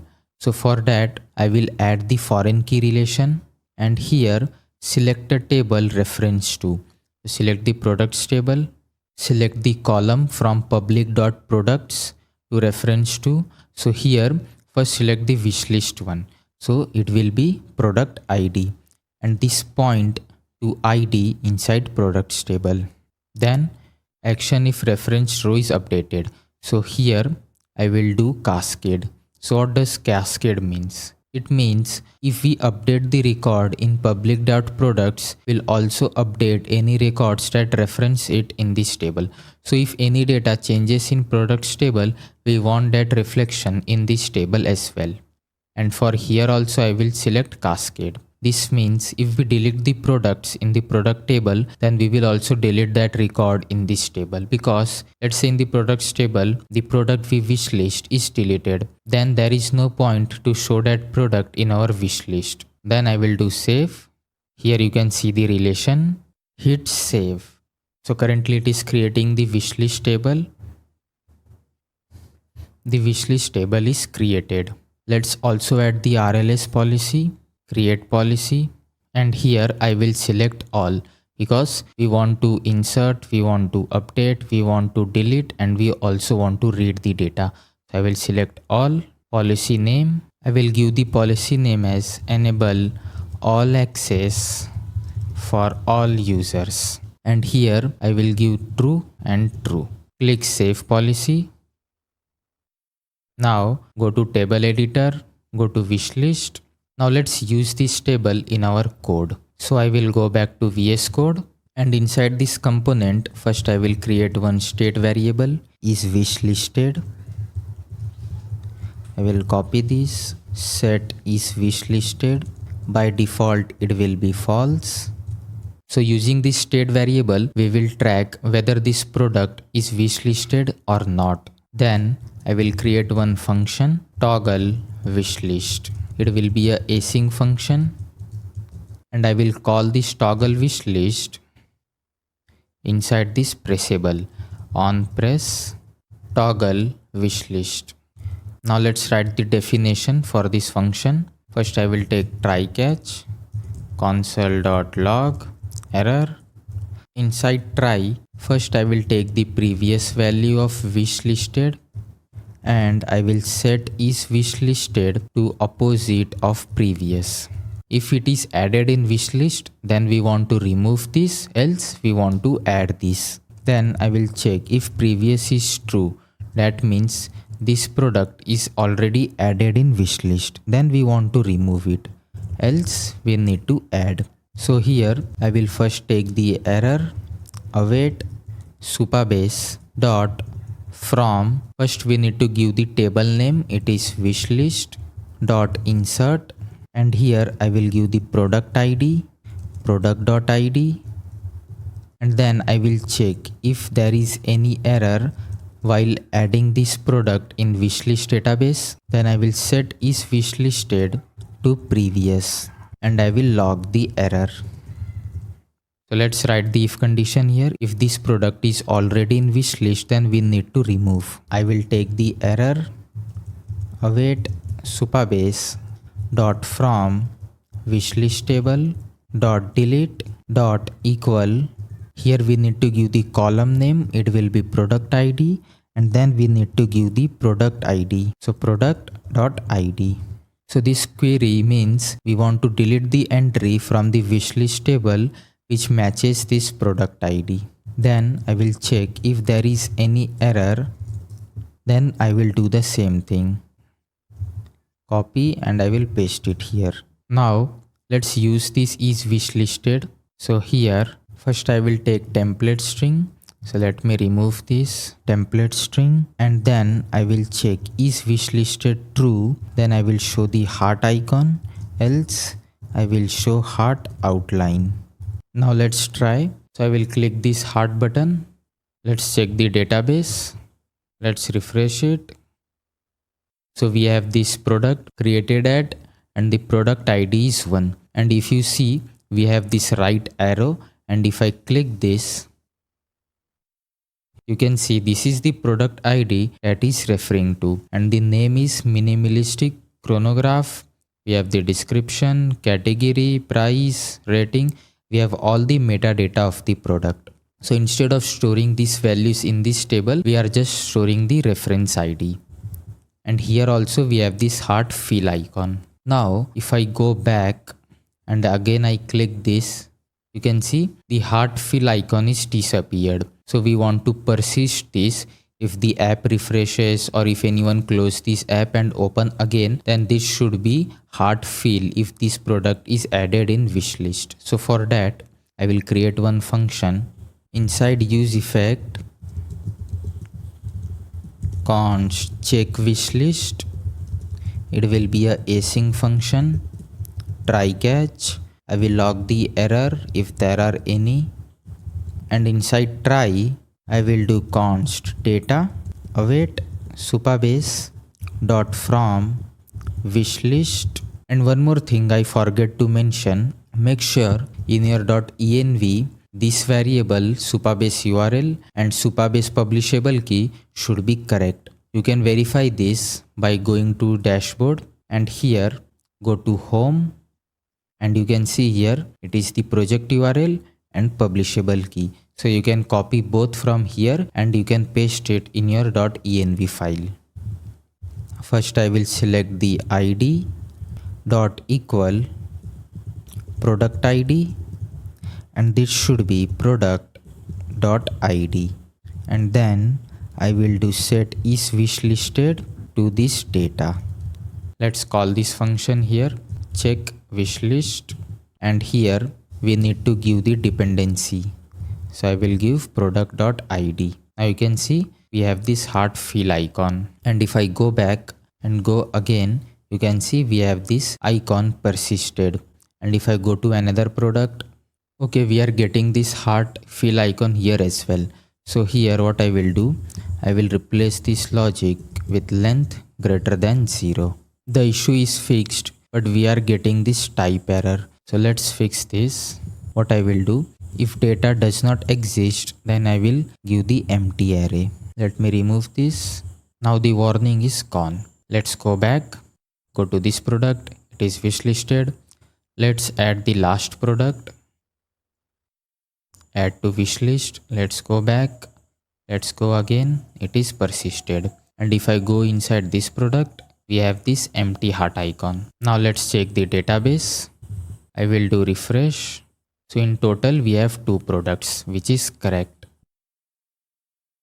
Now in this lecture we are going to create wishlist screen. So as you can see in the design, we have this wishlist tab, and here we will show all the wishlist that we have in the database. In this screen, first we have this header in which the app name is curator. We have this cart logo. Clicking this icon will redirect the user to the cart page. Then we have this your selection, nice little paragraph, and all the wish list. And here we have the count as well, how many saved wish list are there. For each card we have this remove icon. Using this icon or button, we can remove this product from the wish list. And this is the second design. You can see here we are showing the product title, price, category. Using this button plus and minus, we can add this product inside the cart. So let's start creating this screen. So I will open the VS Code, go to app, tabs, and wishlist.tsx. I will remove this view and I will take one safe area view, class name, flex 1, and background color will be Vista white. Inside this safe area view, I will take one view, class name, padding X will be 8, margin top will be 4, and padding bottom will be 4. And inside this view, we will render all the wish list. So I will take one flat list from React Native, list header component, and let's create one header here, const header, and I will return one React fragment, and inside this fragment I will take one view, class name, flex will be row, item center, justify between. And inside this view I will take one text. Here I will show the app name, which is curator. Let's import this class name. I will paste one class name here. Let me do enter. So here we are giving some font size, font weight, some letter spacing, text color, and some text transform, which is uppercase. Let's call this component here header. After this text, I will take one icon, name, bag, size will be 24, class name, text scorpion. And after this view, I will take one more view. And as you can see, we are using this React fragment, which is supported in React Native as well. Let's give the class name here. Margin top will be 10, margin bottom will be 14. And inside this view, I will take one text, your selection, class name, text will be extra small, uppercase, tracking will be widest. Let me spell this correctly. Font medium, text color will be scorpion, margin bottom 3. After this text, I will take one more text, the wishlist, class name, font size 5XL, font bold, tracking will be tight, text color will be code gray. After this text, I will take one more text, class name, margin top will be 6, text color will be scorpion, font size will be XL, font medium, and leading will be relaxed. And in this text, let me hit enter here. We will show this description. Let me hit enter here as well. After this text, I will take one more text, class name. I will give these class names here. We are setting some font size, weight, color, and some margins. And here we want to show the count of the wish list that we will get from the props. So I will do count, type will be count number, and here what I will do count dot toString dot pad start, not end, start 2 and 0. So what this means, first let's pass this prop here. So I will do count 2.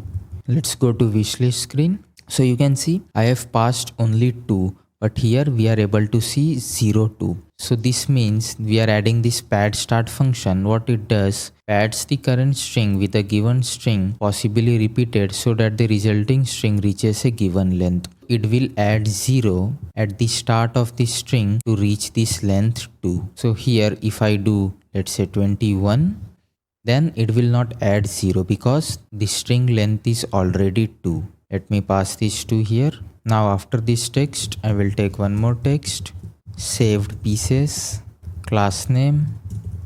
Here I will give these class names. We are setting some font size, some text transform, some letter spacing, text color, and some font weight and margin top. Now we want to render all the wish list. So for that, I will create one state variable here, all wish list. We'll copy this, set all wish list, use state. It will be array. Let's give the type here. It will be iProduct of array. Let's create one function, fetch wishlist. It will be a async function. Try catch. Let me log the error. And inside try, I will do const data await Supabase dot from. Can you guess the table name? Wishlist dot select. I will do ID and then products, and I will select all of them. So what this query mean? So first let me open the database. So here you can see in the wishlist table we have 2 rows. So here from the wishlist table we are selecting each row, and then we are also telling Supabase to get the data from this products table as well. As you can see, in this product ID, this is a foreign key, and this ID exists in products table. So Supabase will fetch this ID as well and this product information as well. So you can see if I do view referencing record, we have this product. So this will fetch both of them. Let's go back, and here I will check if data exists. Then I will do const products data.flatMap item dot products, and I will do set all wishlist products. So why I am using this flat map? First let's print this data. First let's call this function. So I will take one use effect. Here I will call the fetch wishlist. Now let's see. I will open the dev tool. Now you can see we have 2 records, which is correct. So if I open the database, here we have 2 records, 0 and 1, which is the index, And you can see for each record we have these products. Here also we have these products. So we have added flat map to get each products inside this entry. So at the end we will have this on the 0th index and the second product on the first index. Let me minimize this. Now let's complete this flat list component. So here first I will pass all wishlist.length. Let's pass the data all wishlist, not here. After this list header component, number of columns, it will be 1. Let's give the key item item.id.toString. Render item, here I will return one view. Let's take the each item, and then if I do, let's say, one text here, item.name, and if I go to wishlist, then you can see we are able to see two products name. So let me remove this text. I will give the class name here. Margin bottom will be 8. We'll take one more view. Class name. Position will be relative. And inside this view, I will show the thumbnail. Source. It will be URI. Item.thumbnail. Class name. Width will be full. Height will be 100. Border radius will be XL. Now you can see we are able to see two products. After this image, I will take one button which is pressable. Class name. I will paste these class names here. We are giving some position which is absolute, top, right, some padding, border radius and background color. Inside this pressable, I will take one icon. Name. Close. Size will be 30. Class name, text, code, gray.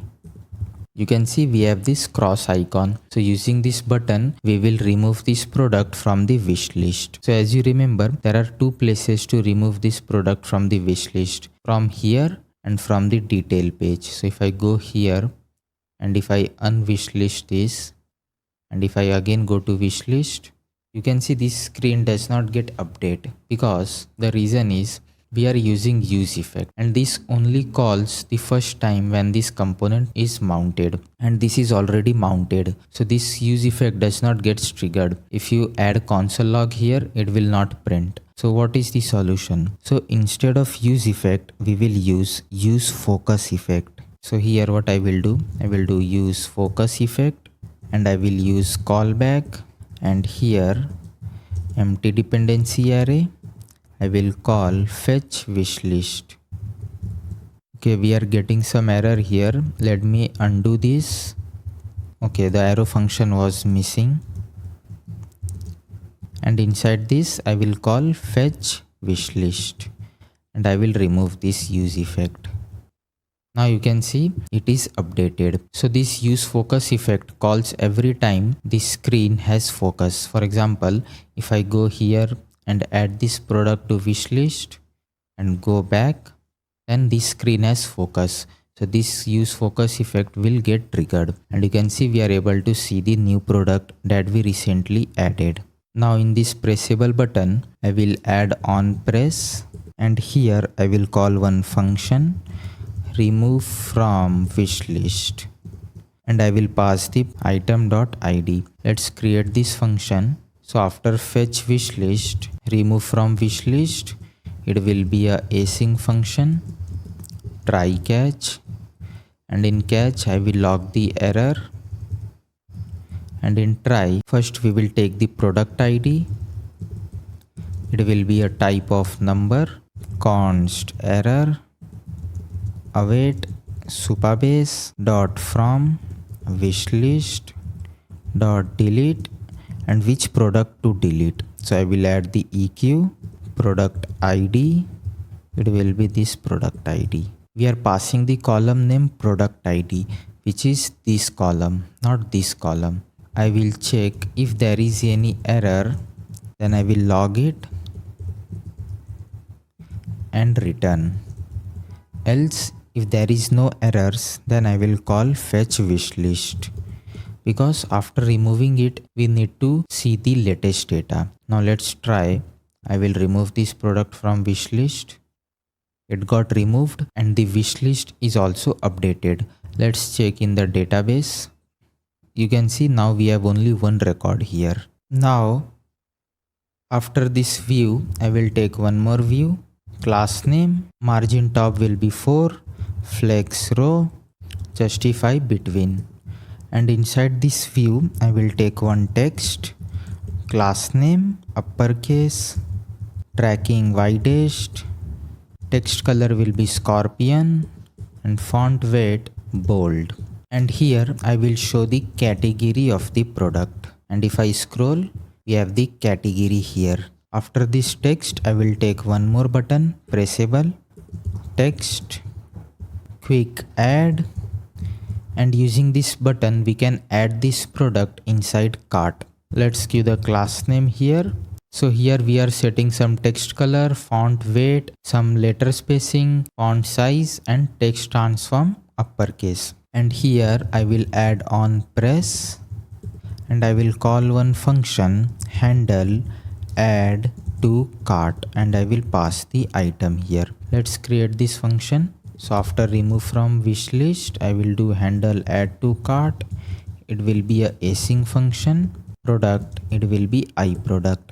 And then after this view, I will take one text, and here I will show the product name. Then one more text, and here the product of the price.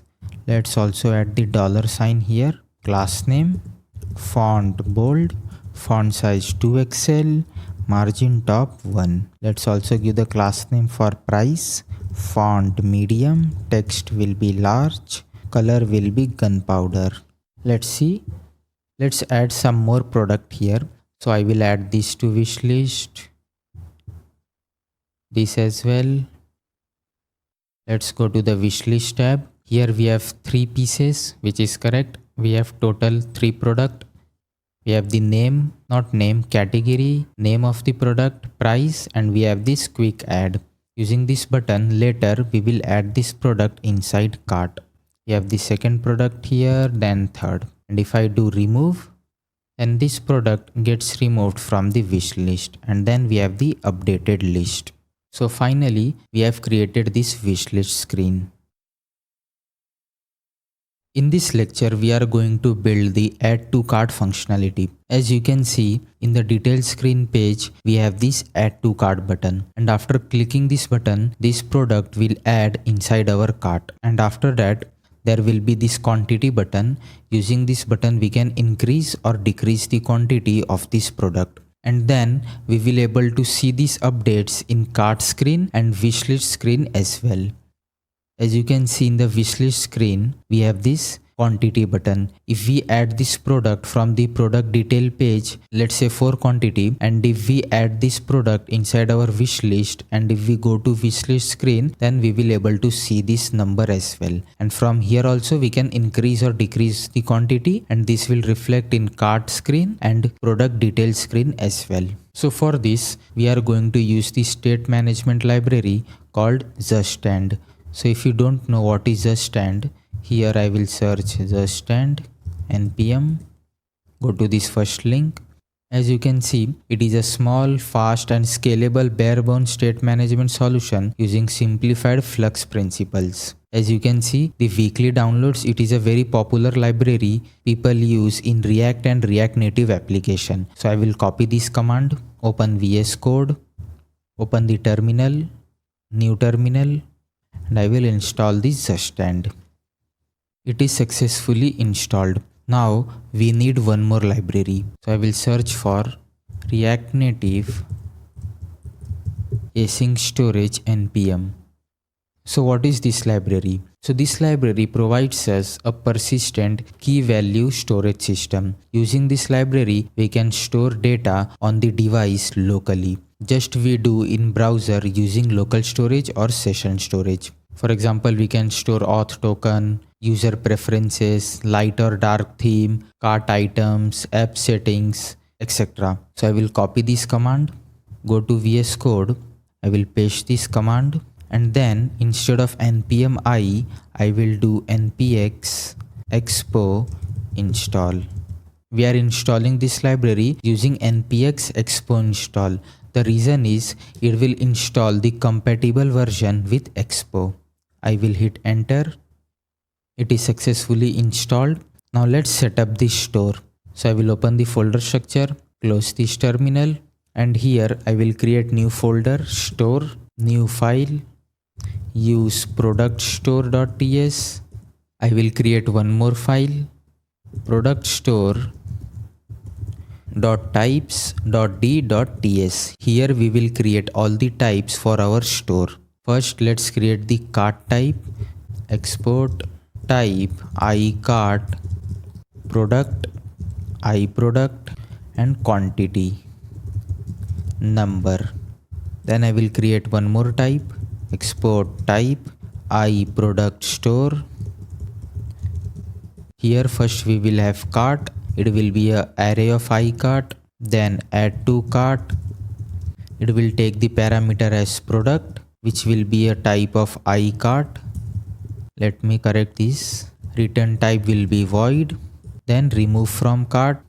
It will take the product ID of type string and quantity of type number, and return type will be void. So this iCart means, let's say we added this aura series, this product. Then in the store we will store what is the product, which represents this key, and how much quantity we added. And then we have this iProduct store. So these are all the reducer you can think. First we will have this add to cart.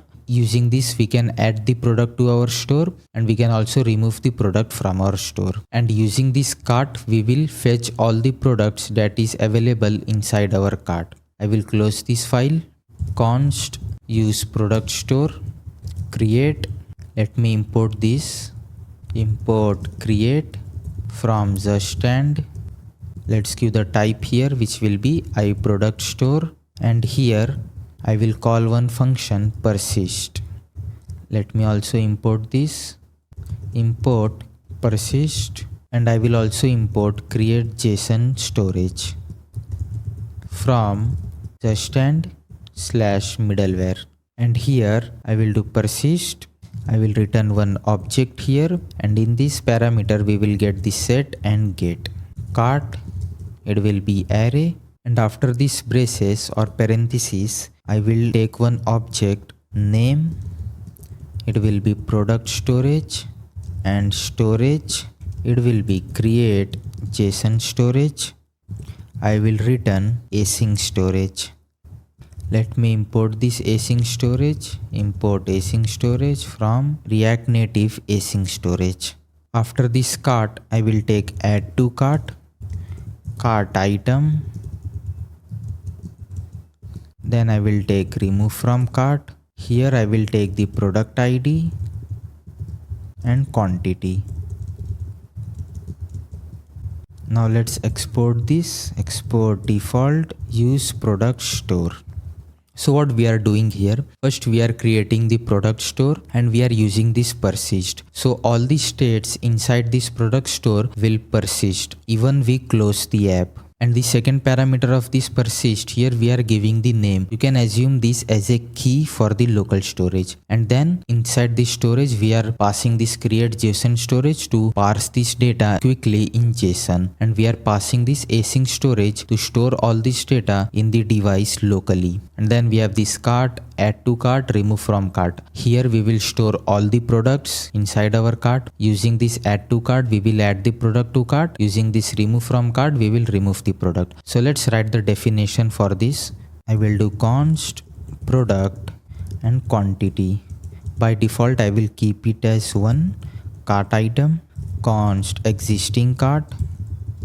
How we will get the existing cart? So you can see we have this get method. So I will do get dot cart. Then I will check existing item index, existing cart dot find index, item dot product dot id triple equals to product dot id. Let me first write this add to cart, then I will explain what we are doing in this reducer or in this function. Then I will create one variable updated cart.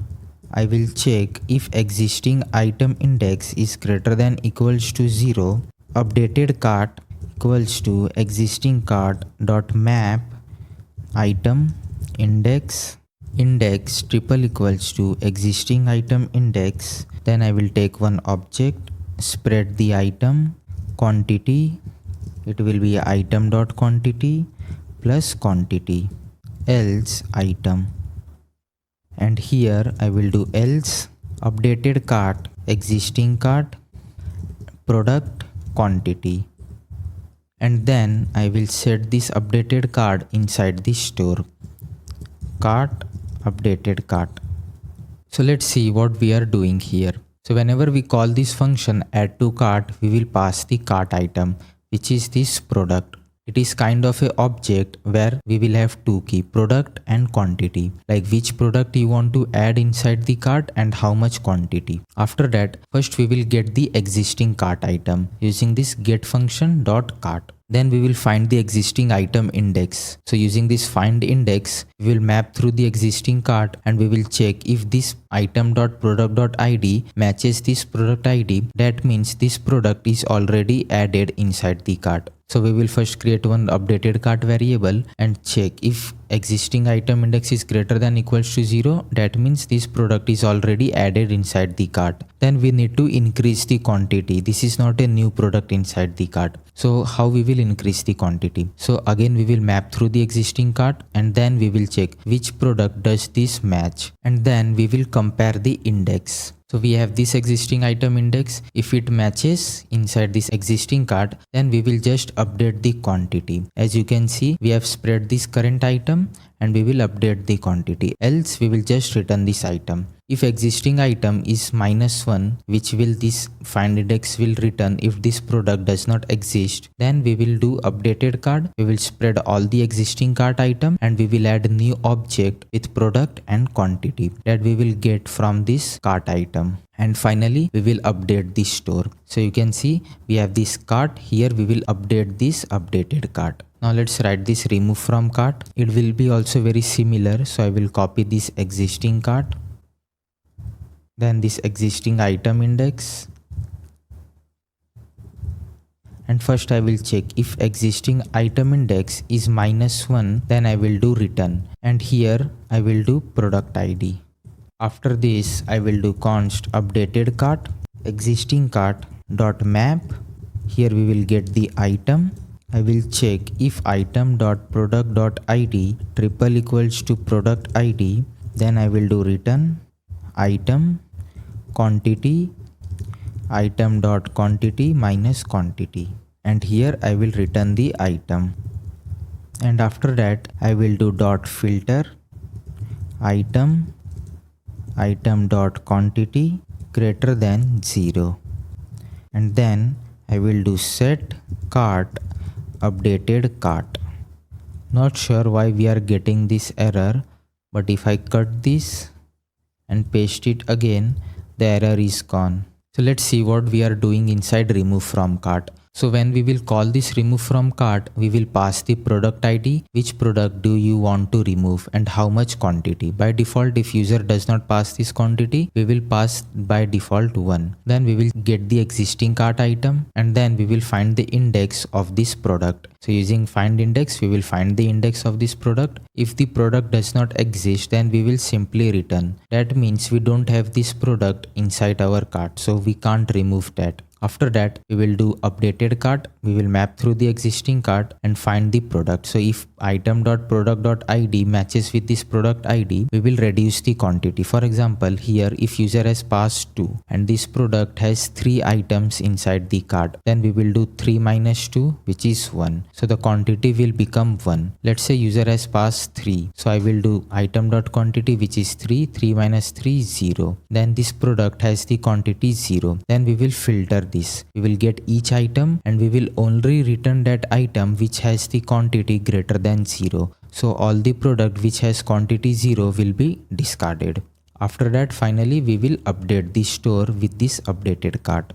Now let's use this. So I will open the folder structure, go inside app product id.tsx. I will close the folder structure, and here we are rendering this add to cart button. Inside this product detail page, first I will take const use product store and here I will take the cart and add to cart. I will create one function handle add to cart. It will be a async function. Try catch. I will log the error, and here we will get the product product, and I will check if product exists. Then I will call add to cart product and quantity. I will pass the quantity as 1. Now we will call this function here. So I will take on press, and here I will pass handle add to cart and product. Not product, we will just call this function, and inside this handle to cart we have this product. So I will remove this. Okay, we are getting some error here. Uninstall, rebuild and restart the app. Uncaused error, async storage is null. So what I will do, I will stop this and I will rerun the project. Okay, now the error is gone. I will close this terminal, and also we don't need this try catch. I will remove this async. Now let's see. I will console log this cart. Open the terminal. I will press J to launch the DevTools. Clear the console. You can see first it is a empty array. So I will add this product to the cart. Add to cart.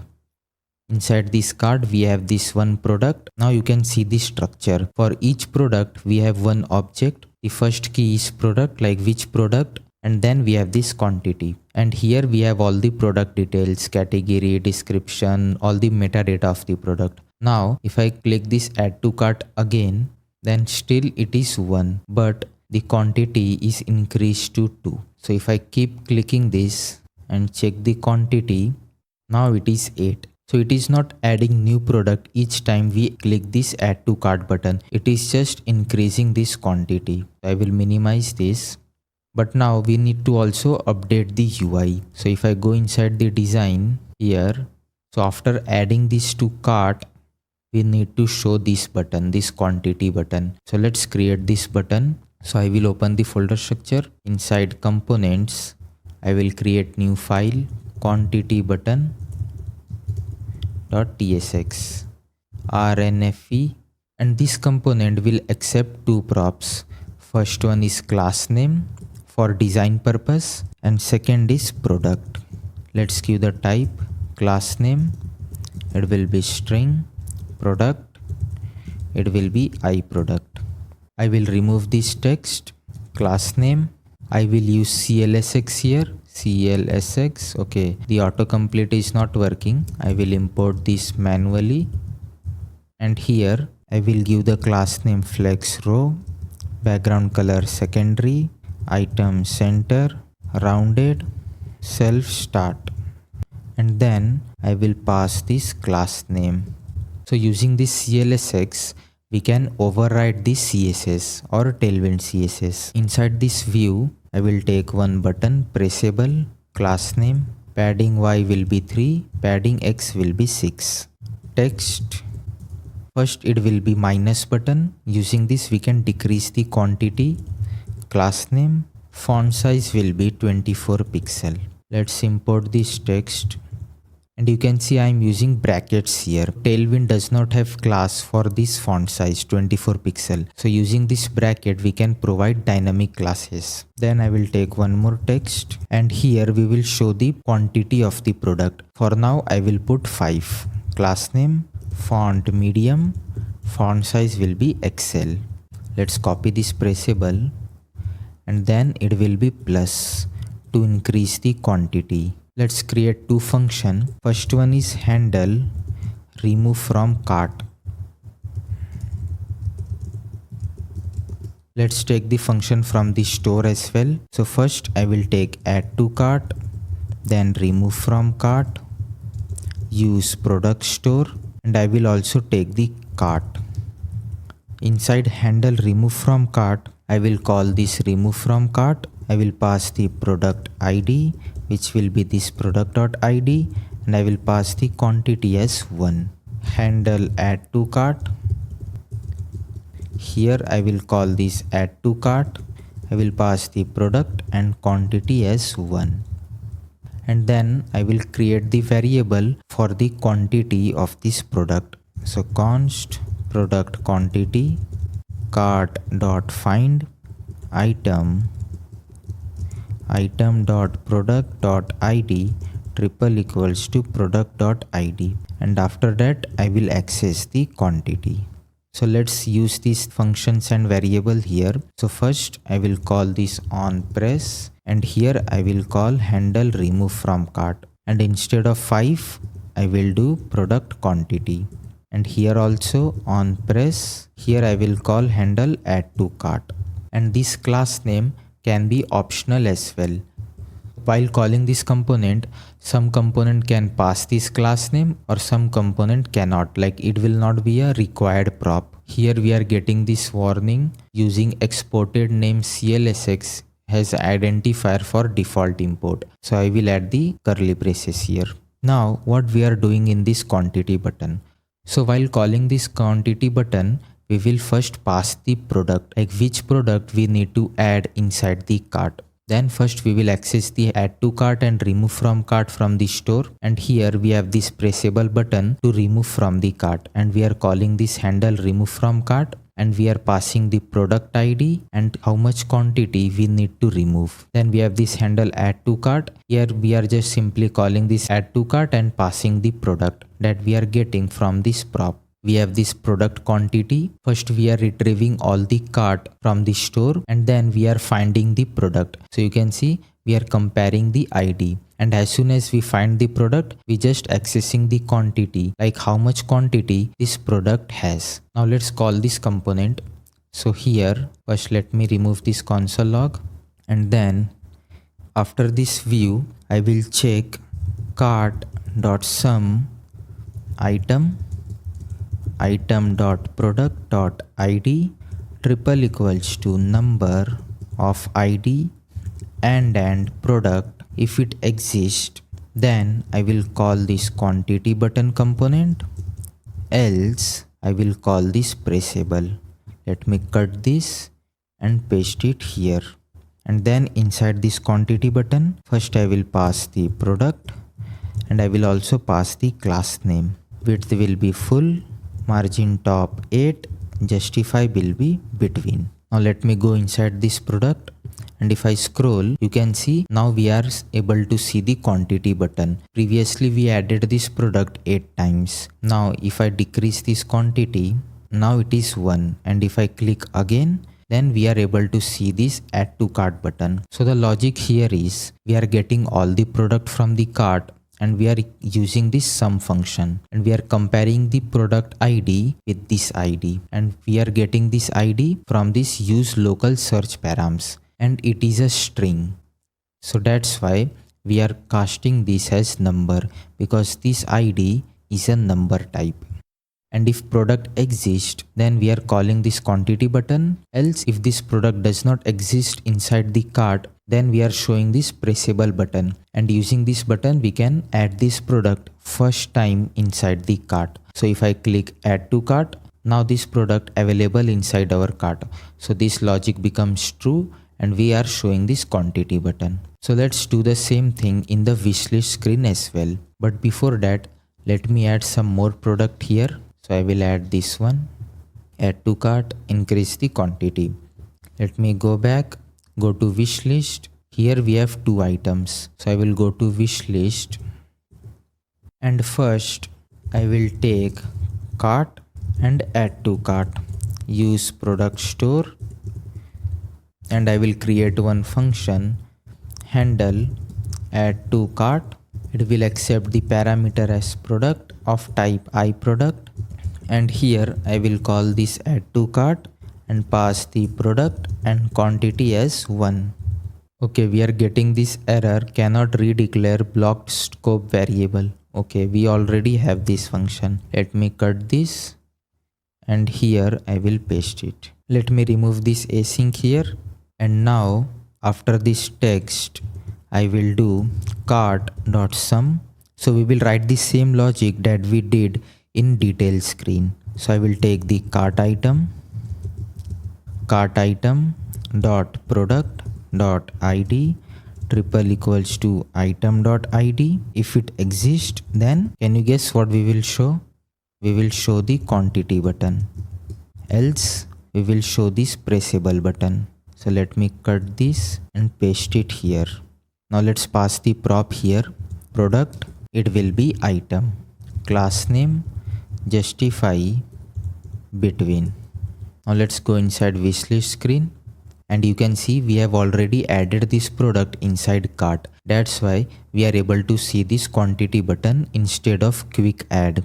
And you can see here this product is not added inside cart. So that's why quick add button is visible here. If I go to home screen and go inside this product, and if I click add to cart and add 4 quantity, not 5, 4 quantity, go back, and if I go inside wishlist, you can see the state is already updated with this 4 quantity. And if I remove this and go inside home and this product detail screen, now we have this add to cart.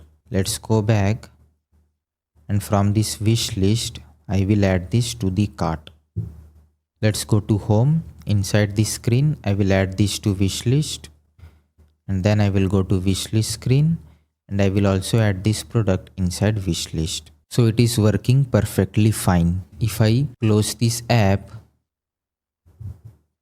and reopen this, let me close this, go to wishlist. Now you can see it is persisted. We have this 1 product, then we have this 4, then we have this 3. And if I go to home, go inside this denim, here also it is persisted. So that's the beauty of that persist function from React Async Storage. It is storing all this information locally in this device. So that's it for this lecture. In this lecture we set up the store. So if I go inside use product store, we have this product store or cart store. In this store we have this 2 function, add to cart. Using this function we will add the product to the cart. Then we have this remove from cart. Using this function we can remove the product from the cart. And then we have this cart store. Here we are storing all the product that is added inside the cart. In this lecture we are going to build this cart screen. As you can see in this screen, first we have this header, the name of the app, curator, then we have this cart icon, then we have this beautiful looking your bag, how many items are there in cart, for example 3 items curated, and then we have this product list.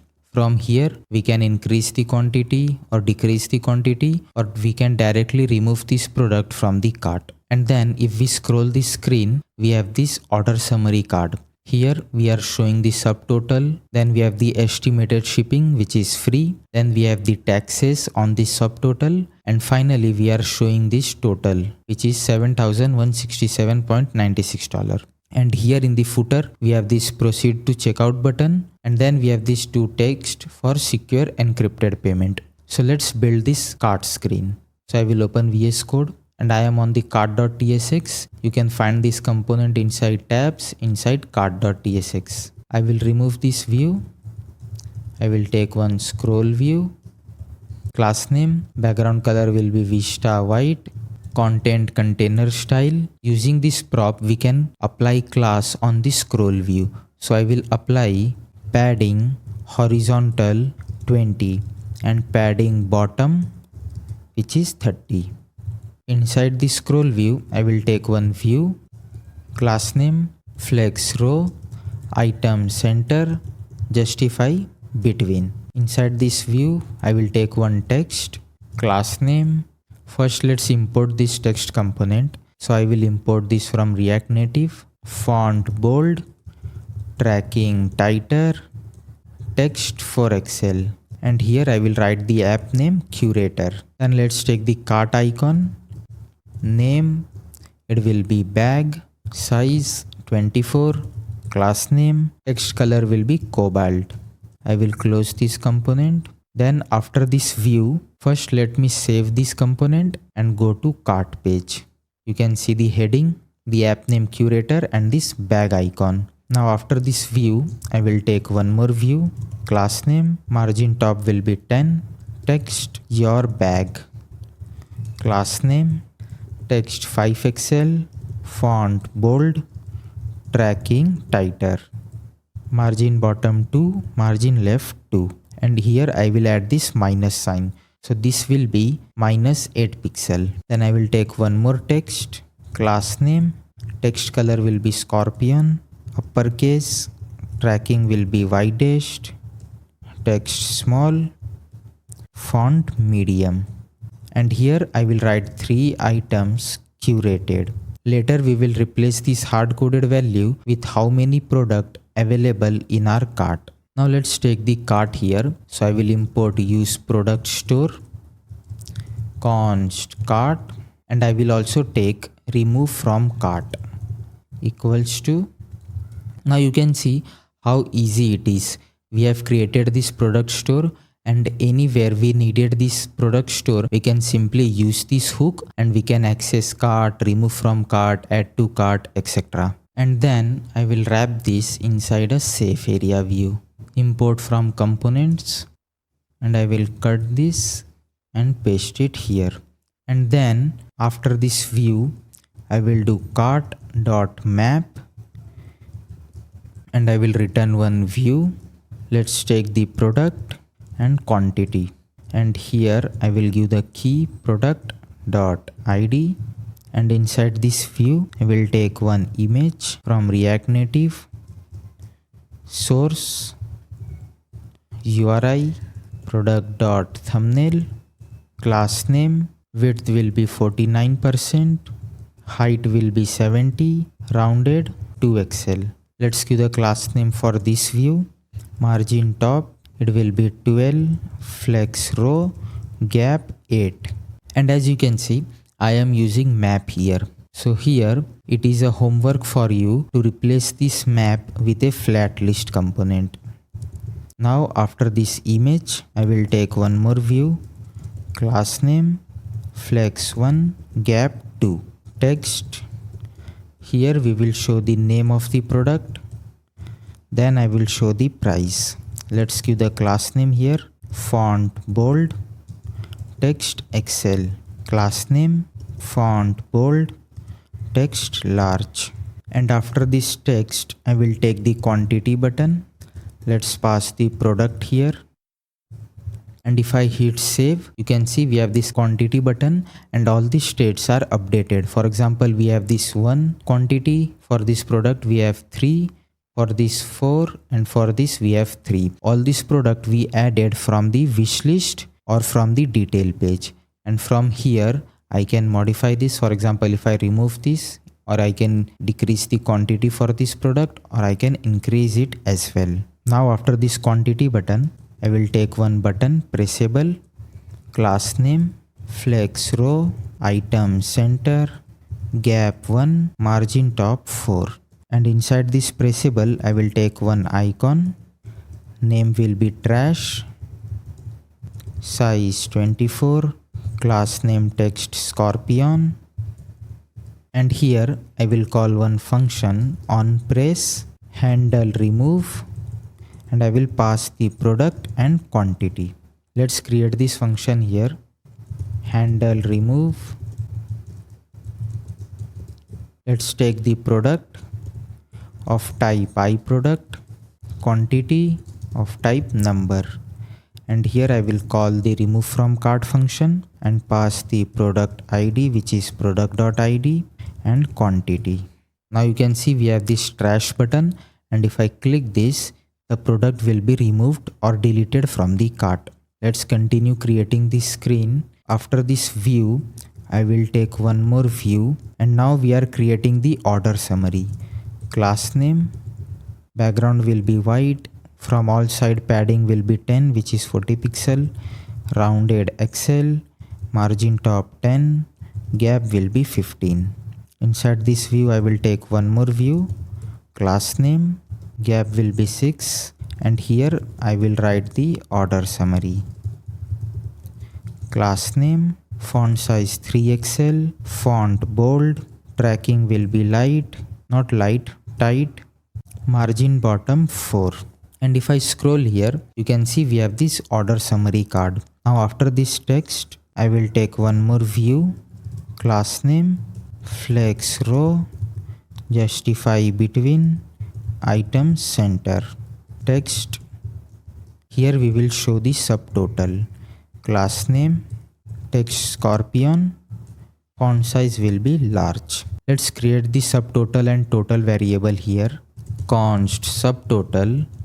So how we will calculate the total or subtotal?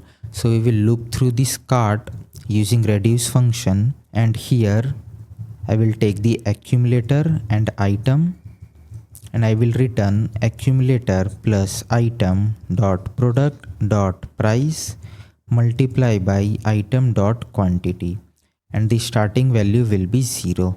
So what we are doing here, we are looping through this cart. This is an array of object, and we are taking this accumulator which will be initially 0. We are adding this accumulator inside the product dot price. So let's say the product price is this one, $399. So it will be multiplied by this quantity which is 4, which is $399 into 4, and this will keep looping until for all the cart. Now let's create the tax rate here. It will be simple subtotal multiply by 0.08, and here for this price I will add $. After the subtotal I will take one more text, class name, font medium, text extra large, and here I will show the subtotal dot to local string. So the reason I am adding this to local string, you can see we have this comma, but if I remove this to local string function, you can see we have this raw number. So it will be clearly readable. That's why I am adding this to local string function. Now after this view I will take one more view, class name, flex row, justify between, item center, and inside this view I will take the text estimated shipping, class name, text will be scorpion, font size will be large. After that for free, class name, font medium, text will be extra large. And if I scroll here, you can see we have this estimated shipping row which is free. After this estimated shipping view, I will take one more view, class name, flex row, justify between, item center. I will take one more text. Here we are going to show taxes. Text color will be scorpion, font size will be large. I will take one more text, class name, font medium, text will be extra large, and here we are going to show the tax rate. Again I will use that local string function to local string. As you can see we have this taxes which is $172. After this view I will take one more view, class name, and this is for the divider, so height will be 1 pixel. So we can use this h-pixel for giving height 1 pixel, and let's give the background color. It will be F0EDED. Width will be full, and if I hit save, you can see we have this divider here. I am not sure if you are able to see this divider or not. So if I scroll little bit up, I hope you are able to see this divider. After this view, I will close this as a self-closing tag. I will take one more view, class name, flex row, justify between, item center, view, and here I will show the total.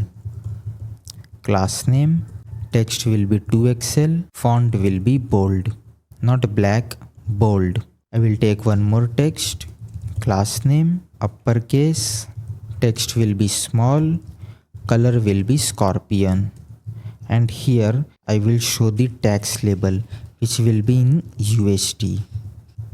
Now if I scroll, you can see we have this total and tax label. Now after this view, I will take one text, class name, font size will be 3XL, font bold, tracking will be tighter, and here first I will take one $sign and I will add subtotal plus tax rate, and again I will use that to local string. So here we are showing the total plus taxes which is $2,323, and if I update the quantity, you can see the cost is also updated, and if I delete this product, now we have total $1,723. Now let's finally take the proceed to checkout button. So after this view, I will take one pressable, class name, background color will be cobalt, padding X will be 10, padding Y will be 6, rounded XL, self start, and margin will be auto to center this button. And here I will take one text, proceed to checkout, class name, font bold, text white, and font size will be text XL.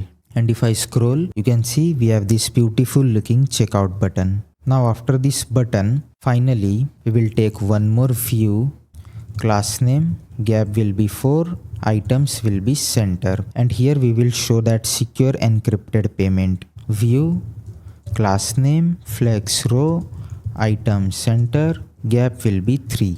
Let's take one icon, name, it will be shield check mark, size will be 24, color will be scorpion. And then I will take one more text, class name, uppercase, tracking will be widest, text color will be scorpion, and here I will write secure encrypted payment. And if I scroll here, you can see we have this secure encrypted payment. Now I will copy this view and I will paste one more time, and here I will change this name to car, and here I will write fast doorstep delivery. And if I scroll, you can see we have this secure encrypted payment, and then we have this fast doorstep delivery. Let's add some more product here. So I will go to home, go to this watch, add to cart. Let's go back. I will add one more product, add to cart. I will increase the quantity to 4. Let's go back. Let's go to wish list, and here I will add this product, increase the quantity, and now let's go inside the cart. Total we have 3 products, this headphone, then this watch, we have this t-shirt, and then we have this jeans, but it should be 4 not 3. So let's fix this.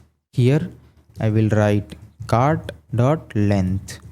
Now we have this 4, and from here we can increase or decrease the quantity, we can delete this product, and as we do that, this order summary card also gets updated. Here we have the subtotal, then we have the shipping charges which is free, then we have the taxes, and then finally we are showing this total. In the footer we have this proceed to checkout button and this to label, and if I click this proceed to checkout, currently it is doing nothing. But if this video gets 100 likes and 100 comments, then I will create the second part of this app where we will integrate the payment gateway. So finally, we have created this beautiful looking e-commerce application from scratch using React Native and Expo, and all these are stored in our Supabase. I hope you enjoyed this course and had fun building this project. If you did, please like, comment and subscribe to the channel. This really motivates me to keep creating high quality content and projects. And don't forget to check out the source code on Buy Me Coffee or TopMate. I'll see you in the next one.